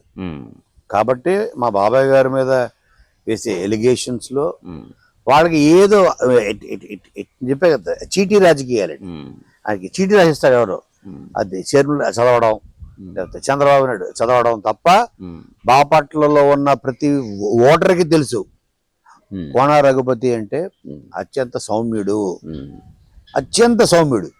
ఆయన కనీసం ఇప్పుడు కంప్లైంట్ కూడా అదే, నోర్మై అని కూడా అంటావు. ఆయన కండెమ్ చేసినా చాలా సౌమ్యంగానే ఆయన ఖండిస్తాడు. బాబాయ్ నువ్వు అలా ఉంటే ఎలాగా, నువ్వు కూడా 4 మాటలు అనాలి, మాస్క్ అది ఇష్టం, తోడగొట్టి మీసాలు మేలేసి బ్రాహ్మణ సామాజిక వర్గం అయిపోయారుగా. అయిపోయారు. అంటే అలా ఉంటే ఎలా బాబాయ్, నేను అంతేరా, బ్రాహ్మిన్స్ లో కష్టం లేండి ఆ ఫైర్ అనేది. కష్టం, నేను అంతేరా అంటాడు. కానీ ఆ ఫైర్ మీ దాంట్లో కనిపిస్తోంది. అదే కదా మరి. రేపో మాపో రాజకీయ నేతగా నో డౌట్. అంటే రానంటేనే వచ్చేస్తారులేండి, రాను కూడా అలా కాదు. అలా అంటే నేను పర్సనల్ గా మీరు అంటే మీకు రఫ్నెస్ ఎలా వచ్చింది సార్? ఇది ఐ థింక్ Nature అది. ఇండస్ట్రీలో Maybe ఉండటం వల్ల కాదు. అంటే నేను పోలీస్ డిపార్ట్మెంట్ లో అరే తురే అంటే మీ నాన్నగారు కూడా డిపార్ట్మెంట్, అందుకని వచ్చింది అనుకుంటున్నాను నేను. అంతేనా? పోలీసులో నన్ను ఎత్తుకొని పెంచారు. మా ఫాదర్ డిఎస్పీగా అవును చేశారు, ఆయన ఉండగా చనిపోయారు. సో మేబీ పోలీస్ డిపార్ట్మెంట్ లోనే నేను ఆయన ఉండగా పుట్టి పెరగడం వల్ల మరి నాకు అది వచ్చిందా నాకు తెలియదు. ఓకే, బట్ ఐఎమ్ అగ్రెసివ్, ముక్కుసూటిగా నాకు అనిపించింది మాట్లాడతా. దానివల్ల నాకు ఎంత నష్టం, కెరీర్ పరంగా ఎంత లాభం నేను ఆలోచించాను. అంటే అందులో నీతి న్యాయం ఉందంటేనే, because I'm well educated, okay, I'm well read person. Society అంటే ఒక బాధ్యత ఉంది నాకు. ఇవన్నీ దృష్టిలో పెట్టుకొని ఆచితూచి ఉంటుంది తప్ప నేను అడ్డదిడ్డంగా మాత్రం మాట్లాడను. కానీ నాకు అనిపించింది అది ఎవరైనా సరే మాట్లాడే ఆ మనస్తత్వం మాత్రం నాకు ఉంది. అది ర్యాష్ అనుకుంటే అనుకోండి, లేకపోతే బుక్కు సూటితనం అనుకుంటే అనుకోండి. బాపట్ల మున్సిపాలిటీ మినహా కర్లపాలెం, పిట్లవానిపాలెం ఈ రెండు మండలాలని, బాపట్ల మండలాన్ని పట్టించుకున్నారు, అలాగే బాపట్ల మున్సిపాలిటీని కూడా పట్టించుకున్నారు. మిగతా రెండు మండలాల గురించి చెప్తున్నాను మీకు. పిట్లవానిపాలెం అలాగే కర్లపాలెం, ఆ రెండు మండలాలని పట్టించుకోలేదనేది రఘుపతి గారి మీద ఉన్నటువంటి ఇంకొక ఆరోపణ. అది ఎవరో కాదు, మీ సొంత పార్టీ శ్రేణులే విమర్శిస్తున్నటువంటి పరిస్థితి. ఇప్పుడు మీకు చెప్పా కదా మార్కెట్, ఇప్పుడు మనం వెళ్ళి చూద్దాం అనుకున్నాం కదా. అవునండి, అవును. అది ఆ కర్లపాలెం మండలమే, కర్లపాలెం మండలంలో ఉంది. మిగతా వాళ్ళందరూ తిట్టుకోవడం ఏంటంటే మీరు దాన్ని డెవలప్ చేశారు, అక్కడ చూద్దాం 2 రోడ్స్ కర్లపాలెం మండలం. ఇప్పుడు చెప్పిన మురికి కోపం దాని ఒక అత్యంత సుందరమైన మార్కెట్ అయిపోయింది. అంటే రఘుపతి గారు కర్లపాలెం మండలంలో దత్తత తీసుకో వెంకట్ అని అనగానే అక్కడ చేంజెస్ వచ్చినాయేమో అనిపిస్తుంది. లేదు, అంటే మీ చేంజెస్ దానికన్నా ముందే జరిగింది. సో గవర్నమెంట్ వచ్చిన తర్వాత, ఎందుకంటే బాబాయికి నాకు ఇప్పటికీ ఆశ్చర్యకరమైన విషయం ఏంటంటే, ఆ మండలంలో ఉన్న వాళ్ళకు కూడా తెలియని ఆయనకి ఆ టోపోగ్రఫీ, బర్డ్స్ వ్యూ అంటారు చూసారా, అరే ఇక్కడ నుంచి మనం రోడ్డు ఇలా తీసుకెళ్ళి అలా తీసుకొచ్చి అలా కలిపితే ఈ పాలెంలోంచి వీళ్ళకి షార్ట్ కట్ అవుతుందిరా శ్మశానంకి వెళ్ళడానికి అని ఇక్కడ కూర్చొని బ్రేక్ఫాస్ట్ టేబుల్ మీద దాని యొక్క అలైన్మెంట్ మొత్తం అంతా టోపోగ్రఫీ, బర్డ్స్ వ్యూ. అలాగే ఇప్పుడు సాగరమాలని బాబాయ్ మైండ్ లో ఒక అద్భుతమైన ప్లాన్ ఉంది.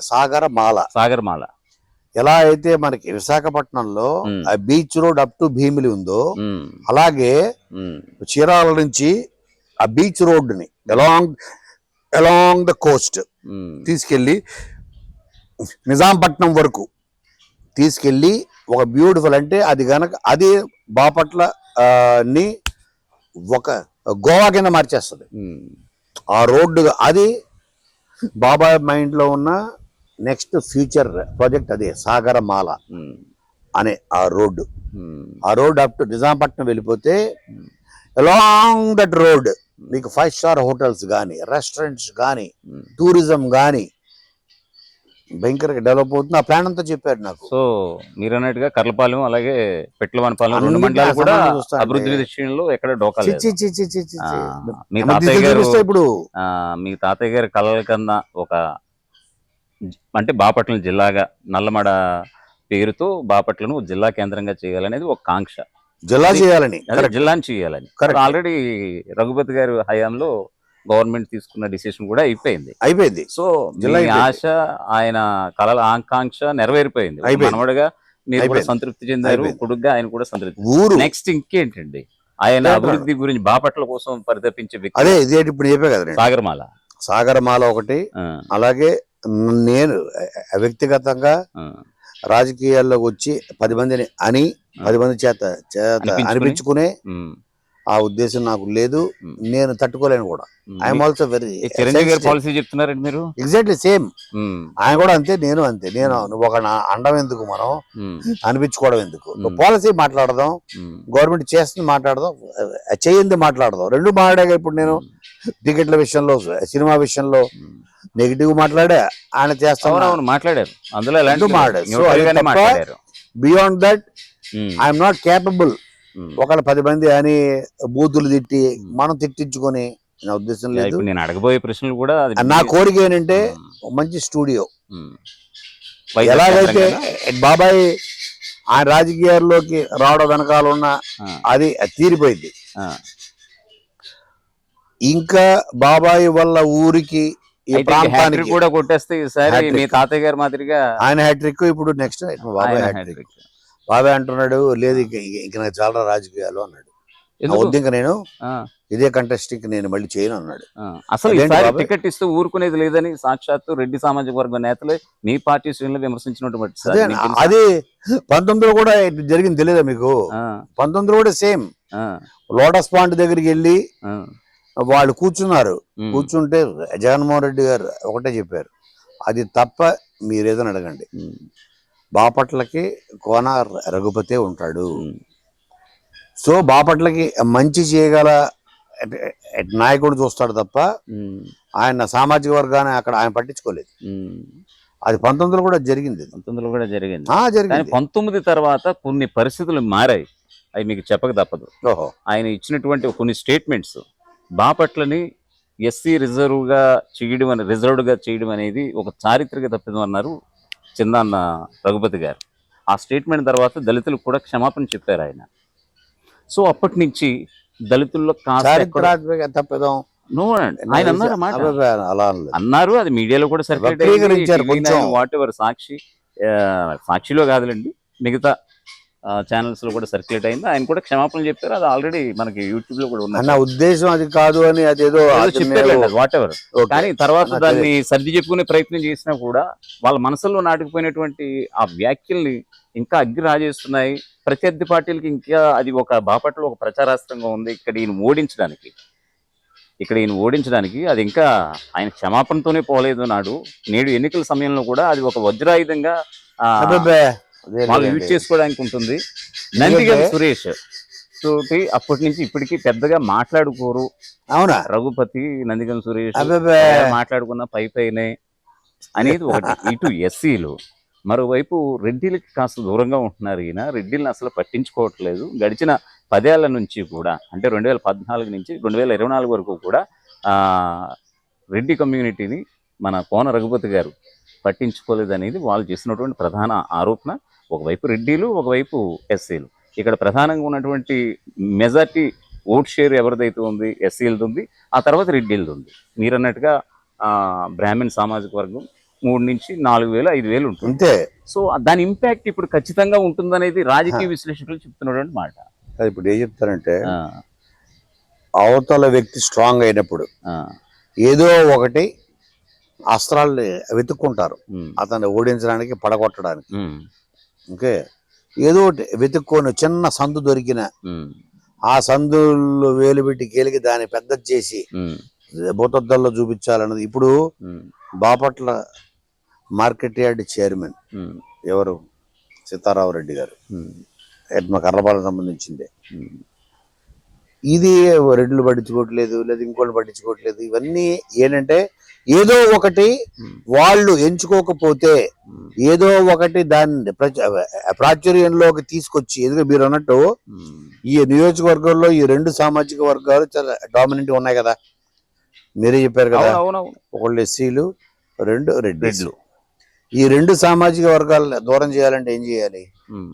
మీరు చెప్పినట్టు ఇప్పుడు మీ దాకా వచ్చిందంటే అది దాన్ని బలంగా మనం తీసుకెళ్ళగలిగితే, అది జగన్మోహన్ రెడ్డి గారి దగ్గరికే అది తీసుకువెళ్లే ప్రయత్నం చేశారు, కంప్లైంట్ కూడా ఇచ్చారు. ఆయన కొట్టాతలు పడేశాడు.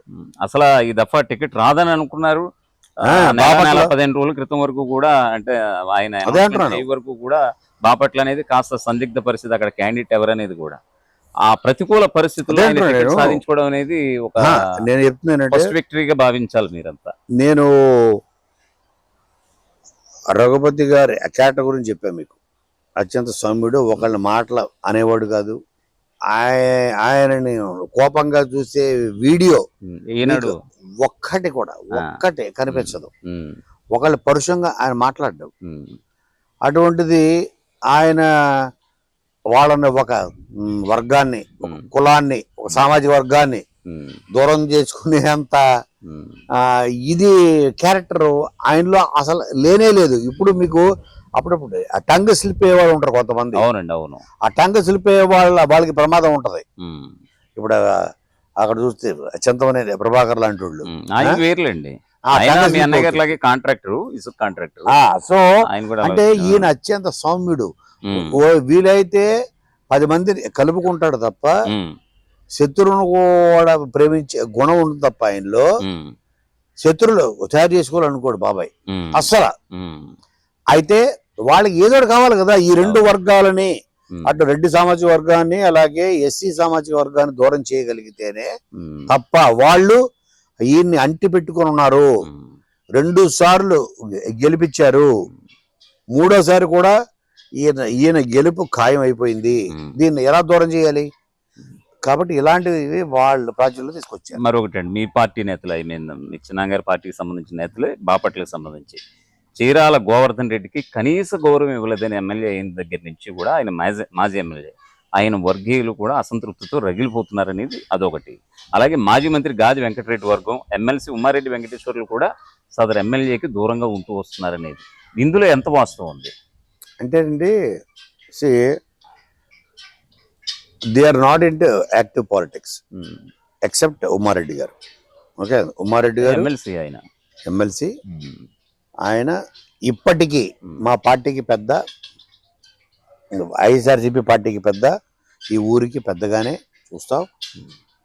ఏ కార్యక్రమం జరిగినా బాబాయ్ ఫస్ట్ ఫోన్ చేసేది ఆయనకి. ఉమ్మారెడ్డి వెంకటేశ్వర్లు గారు ఫస్ట్ ఫోన్ ఆయనకే చేస్తాడు, ఆయన్నే అడుగుతాడు. సో కాబట్టి ఆయన వయసు రీత్యా ఆయన కొంచెం ఆయన స్లో అయ్యారు. ఆయన పర్లేదు రఘువైద్యం చేసుకోవాలనుకుంటాడు తప్ప. తర్వాత గాది వెంకటరెడ్డి గారు కానీ చీరాల గోవర్ధన్ రెడ్డి గారు అయితే ఆయన నాకు కూడా అత్యంత ఆప్తుడు. గాది వెంకటరెడ్డి గారితో నాకు పెద్ద పరిచయం లేదు, చాలా తక్కువ పరిచయం. మా తాతగారు ఉన్నప్పుడు ఎప్పుడో నేను 1-2 times కలిశాను. వాళ్ళు ఇన్యాక్టివ్ అయిపోయారు. They are not active involved in politics. 2009 ఆఖరు 2009లో ఆయన ఎమ్మెల్యేగా అయిపోయిన తర్వాత ఆయన ప్రత్యక్ష రాజకీయాలు దూరంగా ఉన్నారు వీళ్ళిద్దరు. ప్రత్యక్ష రాజకీయాలకి సో దూరంగా ఉంటే 2009 అంటే ఇప్పటికి 15 సంవత్సరాలు అయింది కదా. అవును, 15 years they are away from politics. నేను 2014 ఎలక్షన్లకి గోవర్ధన్ రెడ్డి గారు ఇంటికి వెళ్ళి, గోవర్ధన్ రెడ్డి గారు నేను వెళ్ళి, ఆయన నాతోటి బాగా ఫ్రెండ్లీగా ఉంటాడు. ఆయన ఇప్పటి రోజుల్లో అంటే ఏమన్నా వచ్చిన సందర్భం ఉందో? ఉమ్మారెడ్డి వెంకటేశ్వరులు కావచ్చు, గాది వెంకటరెడ్డి కావచ్చు, చీరాల గోవర్ధన్ ఒక మీటింగ్ పెట్టాం, గడప తొక్కిన సందర్భం ఉందా ఇంటిగా? అదే మీ చిన్నాగారి దగ్గరికి అంటే ఏమన్నా సంయుక్త సమావేశాలు కావచ్చు? లేదు, రాలేదంటారు. అంటే నేను చెప్పేది ఏంటంటే వాళ్ళు దే ఆర్ ఇన్యాక్టివ్. 15 సంవత్సరాల నుంచి వాళ్ళు ఇన్యాక్టివ్ లో ఉన్నారు అని అంటున్నారు. మూడ్లో ఉన్నారు. 14 నుంచి మీరు చూసుకుంటే 2009 వాళ్ళకి రాజకీయ ఆపేక్ష ఉంటుంది కదండి. ఉంటుంది, వాళ్ళ ప్రయత్నాలు చేసుకున్నారు కదా. సో తెర వెనుక మంత్రాంగాలని వాళ్ళు కూడా నడుపుతారు కదా, మరి అంతే కదా. వాళ్ళు ఇన్యాక్టివ్ ఇన్యాక్టివ్ అంటే ప్రత్యక్ష రాజకీయాల నుంచి 2014తో ఆయన టర్మ్ అయిపోయింది. అక్కడి నుంచి వయసు రీత్యావనండి. తర్వాత ఆయన కొంచెం స్లో అయ్యి maybe like you wanted to bring his son. Govardhan Reddy గారికి అయితే నాకు తెలిసి ఆయన కొడుకే సర్పంచ్ ఇప్పుడు ఊరికి. సో ఆయనతో నేను చాలా ఫ్రెండ్లీగా ఉంటాను. బాబాయ్ ఎవరిని దూరం చేసుకునే మనస్తత్వం కాదు. వాళ్ళు అలిగి నేను వచ్చేదేంటి, నేను వెళ్ళేదంటే వాళ్ళు అనుకోవాలి తప్ప బాబాయ్ ఒకళ్ళని దూరం పెట్టే మనస్తత్వం బాబాయ్ ఎప్పటికీ ఉండదు.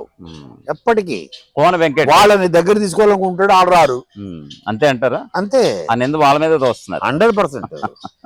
ఓకే, కోన వెంకట రచయిత కాకముందు మంత్రుల దగ్గర పిఏగా పనిచేశారు. సో ఆ అనుభవం మీ చిన్నాన్నగారికి ఉపయోగపడుతుందని ఆయన మిమ్మల్ని అభ్యర్థించి మిమ్మల్ని పిలుస్తున్నారా, లేదు ఈసారి చిన్నాని విజయం నేను దగ్గర ఉండి చూడాలి అంటే లాస్ట్ టైం కూడా మీరు ఇలాగే పాల్గొన్నారు. సో 2009 ఆ రోజు నుంచి. పనిచేసినటువంటి అనుభవం మీ చిన్నాన్న గారికి ఉపయోగపడుతుందని అనుకోవచ్చు. లేదు అదే నమ్మను. నాకు యాజ్ ఏ కుటుంబ సభ్యుడిగానే వచ్చి కుటుంబ సభ్యుడిగా ప్లస్ బాపట్ల మీద ఉన్న ప్రేమ, బాపట్ల ప్రజలకి మా మీద ఉన్న ప్రేమ కేవలం ఈ ఒక్క రీజన్ తోటే. ఎందుకంటే ఒక రాంగ్ పర్సన్ రాకూడదు ఇక్కడ. మా బాబాయ్ గారు, ఆయన ఆలోచనలు, ఆయన విజన్ నాకు తెలుసు కాబట్టి బాపట్ల మంచి జరుగుతుంది. మా కుటుంబంలో 25 సంవత్సరాల నుంచి ఇప్పుడు మీరు చూస్తే Bapatla is hub for educational ఉన్నాయి. అదే ప్రభాకర్ మా తాతగారు. సో బాపట్ల చాలా మంచి జరిగింది. అలాగే ఇప్పుడు బాబాయ్ వచ్చిన లాస్ట్ 10 years గా కేవలం ఆ మంచి కోరి, బాపట్ల మంచి కోరి నేను దిగాను తప్ప బాపట్ల మీద ఉన్న ప్రేమ వీళ్ళకి మంచి జరగాలి. నా సొంత డబ్బులతోటి ఎన్నో రోడ్లు వేయించా, డ్రైనేజీలు వేయించా, వాటర్ ప్లాంట్లు పెట్టించా, ఆరో ప్లాంట్స్ సొంత డబ్బులతో. అసలు నేను I'm a good representative of people's problems but not people. ప్రతినిధిగా ఉంటారు. నన్ను కనుక you can voice your thoughts, opinions ఏదన్నా చట్టసభల్లోకి వెళ్ళి యాజ్ ఏ ఎలక్టెడ్ రిప్రజెంటేటివ్ కాకుండా నామినేటెడ్ ఎమ్మెల్సీ అవ్వచ్చు, రాజ్యసభ అవ్వచ్చు, like corporation chairmans whatever, అది కూడా వద్దు. చట్టసభల్లోనే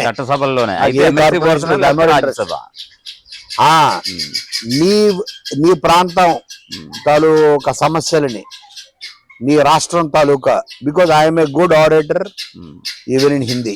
తెలుగులో మీతో ఎంత ఫ్లూయెంట్ గా మాట్లాడగలుగుతున్నాడు, హిందీ కూడా అంతే ఫ్లూయెంట్ గా మాట్లాడగలరు. మీలో ఉన్నటువంటి కాంక్ష ఇవ్వాలని ఒక రాజ్యసభ అటువంటిది కనుక ఎవరైనా భావిస్తే తప్ప ప్రత్యక్ష రాజకీయాల్లో దిగి వాళ్ళని తిట్టి వీళ్ళని తిట్టి ఆ రాజకీయాలు ఎన్నగొద్దు. ఊరికి మేలు చేసే రాజకీయాన్ని చేస్తారు. మీ తాతగారి పేరు మీద ప్రతి ఏటా నాటకోత్సవాలు జరుగుతాయి. అవును. ఆ టైంలో మీరు చాలా మంది నటీనటుల్ని తీసుకొస్తుంటా. వర్ధమాన నటీనటులు కావచ్చు, ఆల్రెడీ ఎస్టాబ్లిష్డ్ అయినటువంటి సీనియర్ యాక్టర్స్ కావచ్చు, డైరెక్టర్స్ కావచ్చు తీసుకొస్తుంటారు. ఈసారి మీ చిన్నాన్న గారి క్యాంపెయినింగ్ సంబంధించి ఎవరన్నా తీసుకొచ్చే అవకాశం ఉందా యాజ్ ఇండస్ట్రీకి సంబంధించి? కోన వెంకట్ గారు అంటే మేము చెప్పేది మీకు, ఇండస్ట్రీలో ఉన్న వాళ్ళు ఎవరు కూడా పాలిటిక్స్ వైపుకి రాకపోతే బెటర్ అన్నదే నా పర్సనల్ ఒపీనియన్. అవును. నాకు నా ఊరు కాబట్టి, నా సొంత ఊరు కాబట్టి, గడ్డ కాబట్టి దాని మీద నా మమకారంతో నేను వచ్చాను. అది కూడా నా పొలిమేర దాటితే నేను పాలిటిక్స్ మాట్లాడను. మీరు కూడా మీరు ఇక్కడికి వచ్చారు కాబట్టి మాట్లాడతారు. అవును. సో ఇది దాటితే నేను మాట్లాడను. అలాగే ఇండస్ట్రీలో ఉన్న వాళ్ళని యాక్టివ్ గా పాపం యాక్టింగ్ చేసుకుంటున్న వాళ్ళు కానీ వాళ్ళని పిలిచి ఒక పార్టీకి ఆపాదించి నువ్వు ఈ పార్టీ సపోర్ట్ చేయి, ప్రచారం చేయి అనే పని మాత్రం నేను చేయను. కోన ప్రభాకర్ గారి తర్వాత ఆయనకి 6 వారసులు, ఐ మీన్ 6 నలుగురు కూతుళ్ళు. సో అందులో రాజకీయ వారసత్వం పుణుకుపుచ్చుకున్నది ఏకైక వ్యక్తి కోన రఘుపతి గారు మాత్రమే. అవును. ఆయన తర్వాత ఆయన ఆరా కొనసాగించడానికి ఎవరు ఉన్నారు? ఐ థింక్ కోన వెంకట్ గారు ఉన్నారా, లేకపోతే అంటే ఆయన ఆరా యాక్టివ్ గా ఉందంటే అక్కడ నేనే. దానికి నేను ఎమ్మెల్యేను ఎంపీను అవ్వక్కర్లేదు అంటున్నాను. ఐ హావ్ యాక్సెస్ టు నేను ఆయన కూతురేమో నీరజ గారు స్టైలిస్ట్. అవును. డైరెక్టర్ అయింది. ఇప్పుడు డైరెక్టర్ ఏ మూవీ కండి? ఇప్పుడు సిద్ధు జొన్నలగడ్డ తోటి సినిమా ఓపెన్ అయిపోయింది. పేరు ఏమన్నా అనుకున్నారా? తెలుసు కదా. టైటిల్ ఆవిడే డైరెక్టర్ కానీ స్టోరీ డైరెక్షన్, ఒక కాస్ట్యూమ్ డిజైనర్ గా, స్టైలిస్ట్ గా, డైరెక్టర్ గా అవ్వడం అంటే అయిపోయింది. నెక్స్ట్ మంత్ నుంచి షూటింగ్. సో కాబట్టి నేను ఊరికి మంచి చేయడం కోసం ప్రత్యక్ష రాజకీయాలు ఉండడం అవసరం లేదు. నేను అబ్బాయి ఉన్నారు రఘుపతి గారికి, నీరజ్ గారికి తమ్ముడు ఉన్నారుగా. ఉన్నాడు. ఆయన ఎలా ఉంటారు? నిఖిల్ నిఖిల్ కూడా తనది కూడా పాలిటిక్స్ లో corporate mind set, corporate mind set. Is good business man, is a good corporate. ఆయన రాజకీయాల్లో చూడలేము మేబీ. నాకు తెలిసి రఘుపతి గారి తర్వాత కోన వెంకట గారు కొంచెం యాక్టివ్ రోల్ లో యాక్టివ్ గా నా ఊరు కోసం ఏ ముఖ్యమంత్రినన్నా అవసరమైతే చూస్తాను సార్ ఖచ్చితంగా. ప్రధానమంత్రినైనా వెళ్ళి కలిసి నేను పని చేయించుకొస్తా నా ఊరి కోసం. నా సామర్థ్యం, ఆ నైపుణ్యం నా దగ్గర ఉంది. అదే అర్థమవుతుంది. దానికోసం రఘుపతి గారి కోన రఘుపతి గారి తర్వాత ఆరా మీరు కొనసాగిస్తారేమో అన్న ఫ్లేవర్ అయితే మీ దగ్గర నుంచి కనిపిస్తుంది. అవునా? కాదు, ప్రత్యక్ష రాజకీయాలు మాత్రం వచ్చే ప్రశ్నే లేదు. అంటే అభ్యర్థించరు, వద్దు, అభ్యర్థించరు. Peaceful life. If they ask me to represent my state, represent my area, వాళ్ళ సమస్యల్ని వాళ్ళ దీనికోసం రిప్రజెంట్ చేయమంటే చట్టసభల్లో యాజ్ ఎ నామినేటెడ్ క్యాండిడేట్ గా మాత్రం వెళ్ళడానికి నాకు అభ్యంతరం లేదు అంటున్నాను. మరొక వైపు ఈసారి హ్యాట్రిక్ కొడితే ఉపసభాపతిగా చూసాం, మంత్రిగా చూడబోతున్నాం. ఇప్పుడు మంత్రిగా చూడబోతున్నాం అంటున్నారా? ఖాయం అది ఖచ్చితంగా. అదిగో ఫస్ట్ లిస్ట్ లోనే, అది కూడా ఫస్ట్ లిస్ట్ లోనే ఒక కేబినెట్ హోదాలో ఆయన ఇన్సూరెన్స్ చూడబోతున్నాం. జగన్ దగ్గర నుంచి ఏమైనా ఇన్సూరెన్స్ ఉందా? నమ్మకం ఉంది. హ్యాట్రిక్ మనం ఖచ్చితంగా కొడితే ఆయన గిఫ్ట్ ఇస్తారన్న ఒక నమ్మకం ఉంది. ప్లస్ ఈవెన్ ఈ సామాజిక పరమైన ఈక్వేషన్స్ లో కూడా ఈయన తప్ప ఎవరు లేరు బండి. బ్రాహ్మణ్ సామాజిక వర్గంలో ఇంకా ఖచ్చితంగా వచ్చే అవకాశం ఉంది. పైగా హ్యాట్రిక్ ఉపసభాపతిగా చాలా సమర్థవంతంగా ఆయన పదవికి అన్యాయం చేసి. మీ తాతయ్య గారు ఆల్రెడీ ఒక రకంగా చెప్పుకోవాలంటే ఒక టెన్నిస్ స్టార్, ఒక మల్ల యోధుడు, అవును, కుస్తీలో ఒక లాయర్, ఒక మంత్రిగా 3 సార్లు హ్యాట్రిక్ కొట్టి ఒక ఎమ్మెల్యేగా బాపట్లలో, ఒక గవర్నర్గా, అసలు ఆయన ఏ రంగంలో లేడు. ఒక ఆర్టిస్ట్ గా, అంటే 1940వ దశకంలో ఒక మంచి ఆర్టిస్ట్ గా, ఒక స్టైలిష్ విలన్ గా, ప్రొడ్యూసర్, డైరెక్టర్. సో ఆయన నుంచి ఆయన జీన్స్ మీ అందరికీ విస్తరించి ఉన్నాయేమో అనిపిస్తోంది. అవును, మీరు ఒక రైటర్ ఉన్నారు, నీరజ్ గారిలోనూ ఒక రైటర్ ఉన్నారు. ఈయన కూడా ఒక ఇండస్ట్రియలిస్ట్, ఒక బిజినెస్ మ్యాన్ గా, ఈయన సక్సెస్ఫుల్ బిజినెస్ మ్యాన్, మరొక వైపు సక్సెస్ఫుల్ పాలిటీషియన్, మరోవైపు మీ చిన్నాళ్ళు పెదనాళ్ళు వాటెవర్ వాళ్ళందరూ కూడా ఉద్యోగాల్లో స్థిరపడినా కూడా ఆయన ఆరా, మీ తాతయ్య గారు ఆరా మీరు కంటిన్యూ చేస్తున్నారు, కొడుకుగా ఈయన కంటిన్యూ చేస్తున్నారు. అదంతా అంటే ఒక్కోళ్ళు ఇప్పుడు చెప్పారు కదా, ఆయనకి 10 మంది సంతానం. సో ఆయన డిఎన్ఏని అందరు పంచుకున్నారు. కొంతమంది ఆర్ట్స్ వైపు, కొంతమంది స్పోర్ట్స్ వైపు, కొంతమంది పాలిటిక్స్ వైపు, కొంతమంది ఫిలిం ఇండస్ట్రీ, నేను మా చెల్లి, ఇలాగా I'm sure like it's in the family. So కాబట్టి తెలుగు ఒక ఇది తీసుకున్నారు. మరొక విషయం ఇక్కడ ప్రధానంగా చర్చించుకోవాలంటే 2014లో అమరావతి రాజధాని అంటూ కూడా చంద్రబాబు చేశాడు ఒక ఆయన చేసినటువంటి దానికి ఆ రోజు జగన్మోహన్ రెడ్డి సమ్మతం వ్యక్తం చేశాడు. అమరావతి రాజధాని అయితే నాకు ఓకే అని. 3 రాజధానులు అంటూ ఆయన గవర్నమెంట్ వచ్చిన తర్వాత యూటర్న్ తీసుకున్నాడు. దాని ఎఫెక్ట్ మీకు పడదని అనుకుంటున్నారా? ఖచ్చితంగా పడదు. ఇప్పుడు జగన్మోహన్ రెడ్డి గారు మీరు అంటున్నారు, అభివృద్ధి అని వాళ్ళు అంటున్నారు. నేను చెప్తా కదా, అక్కడ నా ఫ్రెండ్స్ ఉన్నాయి అక్కడ ల్యాండ్స్. ఓకే, జగన్మోహన్ రెడ్డి గారు క్లియర్ గా చెప్పింది ఏంటి? ఏం చెప్పారు? దయచేసి 1 ఎకరం కూడా బయట వాళ్ళది, రైతులది తీసుకోవద్దు. లేదు కదా మరి ఇక్కడ ప్రభుత్వం 30,000 ఎకరాల ప్రభుత్వ భూమి ఉంది ప్రకాశం జిల్లా. ఎస్, ప్రభుత్వ భూమి మాత్రమే తీసుకుని పెట్టండి, నాకు అభ్యంతరం లేదు. గుంటూరుకి విజయవాడకి మధ్యలో 30,000 ఎకరాల ప్రభుత్వ భూమి గనక మీరు ఉంటే తీసి పెట్టుకోండి తప్ప దయచేసి రైతుల భూమి ఆక్రమించి మాత్రం రాజధాని పెట్టదని చెప్పాడు ఆయన అసెంబ్లీ స్టేట్మెంట్. నేను ఇప్పటికి 10 సార్లు చూసా, దాన్ని మళ్ళీ ప్లే కూడా చేశారు. జగన్మోహన్ రెడ్డి గారు సీఎం అయిన తర్వాత అసెంబ్లీలో పదే ఆయన ప్లే చేసి మరీ చూపించారు. ప్రభుత్వ భూమి మాత్రంలోనే పెట్టండి, ప్రైవేట్ భూములు తీసుకొని పెడితే గనక it might lead to real estate దందాకి ఉమ్, దీనికి ఆస్కారం ఇచ్చిన వాళ్ళు అవుతాము ఉమ్. అన్న మాట కూడా ఆయన వాడాడు. ఓకే. సో 3 రాజధానుల నిర్ణయం వల్ల ఎటువంటి ఢోకా లేదు. 17 స్థానాలు గుంటూరు వెరీ గుడ్ జిల్లాలో, థాట్ అండి అది. అటు కృష్ణా జిల్లాలో 16 స్థానాలు ఖచ్చితంగా మీకు గెలుస్తామని అంటున్నారు. గుడ్. చూద్దామండి అది కూడా. సో వైనాట్ 175 అన్నటువంటి జగన్మోహన్ రెడ్డి ఒక స్ట్రాంగ్ బిలీవ్గా అంత నమ్మకంతో వెళ్తున్నారు. ఈసారి ఎన్ని సీట్లు వస్తాయంటారు? ఆ రోజు 151, ఇప్పుడు ఈసారి ఎంత వస్తాయని భావిస్తారు? అధికారంలోకి మాత్రం ఆయన వస్తాడని మాత్రం నేను చెప్పగలను. బికాజ్ నేనేమి ఏమంటారు సెఫాలజిస్ట్ కాదు, I haven't studied. But mood of the state, mood of poor people, old people, అట్టడుగు సామాజిక వర్గానికి చెందిన వాళ్ళందరూ మనస్ఫూర్తిగా జగన్మోహన్ రెడ్డి గారే మళ్ళీ రావాలి అని వాళ్ళు కోరుకుంటున్నారు అన్నది మాత్రం నాకు తెలుసు. వాట్ ఎవర్ లిటిల్ నేను ఆ నెంబర్ చెప్పలేను. జీపీఎస్ రద్దు చేస్తామని, సిపిఎస్ రద్దు చేస్తామని జీపీఎస్ తీసుకొచ్చారు. ఒకవైపు ఉద్యోగులు కూడా వ్యతిరేకంగా ఉన్నారు. అలాగే మద్యపాన నిషేధం, దశలవారీ మద్యపాన నిషేధం, ఫస్ట్ సంపూర్ణ మద్యపానం అన్నారు, తర్వాత దశలవారీ మద్యపాన నిషేధం అంటూ కూడా తన ఓన్ బ్రాండ్స్ తీసుకొచ్చి రూపాయికి 10 రూపాయలు వసూలు చేస్తూ, చిన్న సీసాకు కూడా 100 వసూలు చేస్తూ ప్రభుత్వ ఖజానాని అంటే ఖజానా నింపుకునే ప్రయత్నం చేస్తున్నారు. నిజంగా పేదవాళ్ళ పొట్టను కొడుతున్నారు. 1 రూపాయి ఇచ్చినట్టు ఇచ్చి 10 రూపాయలు వెంటనే లాగేసుకుంటున్నారు అనేది జగన్ సర్కార్ పైన ఉన్నటువంటి ఇటు మందుబాబులు కావచ్చు, మద్యం ప్రియులు కావచ్చు, ఇటు ఉద్యోగస్తులు కూడా సిపిఎస్ రద్దు అన్నారు, జీపీఎస్ తీసుకొచ్చి మన ఎత్తిన గుదిబండ వేశారని చెప్పేసి ఒకవైపు నిరుద్యోగులు, మరోవైపు మద్యం ప్రియులు. వాళ్ళ ఎఫెక్ట్ కూడా మీకు ఈసారి ఏముండదా?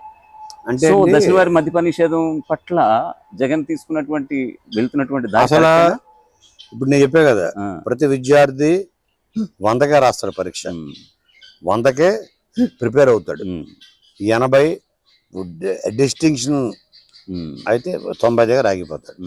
అలాగే జగన్మోహన్ రెడ్డి గారు రాయలేకపోయిన ఆ 10 మార్కులు ఏవైతే ఉన్నాయో అందులో మద్యపానం ఒకటి. ఎందుకంటే in the first place that it self is a wrong decision. అంతే, రాంగ్ డెసిషన్. మద్యపాన జగన్మోహన్ రెడ్డి తీసుకున్నటువంటి నిర్ణయం, మద్యపాన నిషేధం, సంపూర్ణ మద్యపాన నిషేధం అన్నదే రాంగ్. ఎందుకంటే ఈయన డెవలపింగ్ కంట్రీస్ లో డెవలపింగ్ స్టేట్ మనది, కొత్తగా పుట్టిన రాష్ట్రంలో అండ్ ఎస్పెషల్లీ మనది ఒక సిటీస్ డెవలప్ చేస్తున్న దీంట్లో any government across the country కాదు, across the world highest revenue వచ్చేది ఎక్సైజ్ నుంచి వస్తుంది. ఇన్ని పథకాలు కొనసాగాలన్నా ఎక్సైజ్ నుంచి వస్తుంది. సో దాన్ని నిషేధించాలని అనుకోవడం అన్నది ఇదే రాంగ్ డెసిషన్. ఆ మేనిఫెస్టోలో పెట్టడం అనేది ఇది రాంగ్ డెసిషన్ అని నా personal opinion. Number 1. Number two దాన్ని డిస్కరేజ్ చేయడం కోసమే మీరు అన్నా కదా, 10 రూపాయలు అమ్ముతున్నారు. అవును, దానివల్ల చాలా మంది, నాకు తెలిసి మా ఊళ్ళల్లో చాలా మంది ఎందుకురా బాబు అని చెప్పేసి మానేశారు. సో కొన్నవాళ్ళు 10 రూపాయలు పెట్టి కొనుక్కోవాలి తప్ప. So that is a way to discourage మద్యపానం అని నా ఫీలింగ్. అంటే కొనడం మానేశారు, రేట్లు పెంచితే కొనడం మానేశారు అంటున్నారు. అదే జగన్ గారు కూడా అదే చెప్తున్నారు, రేట్లు పెంచితే కొనకుండా. చాలా మంది దాంట్లో చాలా మంది అప్పులయ్యి పిల్లల యొక్క పుస్తకాలు కూడా తింపుకుని మరి వెళ్ళి తాగిన సందర్భాలు కూడా కోకోళ్ళు అనేది మీ ప్రత్యర్థి పార్టీలు చెప్తున్నటువంటి మాట. వాట్ ఎవర్ కోన వెంకట్ గారు, మీ చిన్నాంగ గారి పట్ల, విజయం పట్ల మంచి ధీమాగా ఉన్నారు. ఆయన తరఫున కూడా మీరు మంచిగా క్యాంపెయినింగ్ కూడా చేస్తున్నారు. ఓవైపు సినిమాలు కూడా పక్కన పెట్టి ఈ మధ్యన ఒక సినిమా రిలీజ్ చేశారు, అంజలి, గీతాంజలి మళ్ళీ వచ్చిందని, అది కూడా బిగ్ హిట్ గా కొనసాగుతోంది. సో తదుపరి సీక్వెన్స్ కూడా మేము వెయిట్ చేస్తున్నాం. అలాగే మీ చిన్నాన్నగారి అడుగులు మరోసారి హ్యాట్రిక్ దిశగా కొట్టి మరోవైపు అసెంబ్లీ వైపు అడుగు పడాలని మా తరఫున కూడా కాంక్షిస్తున్నాం. Thank you so much.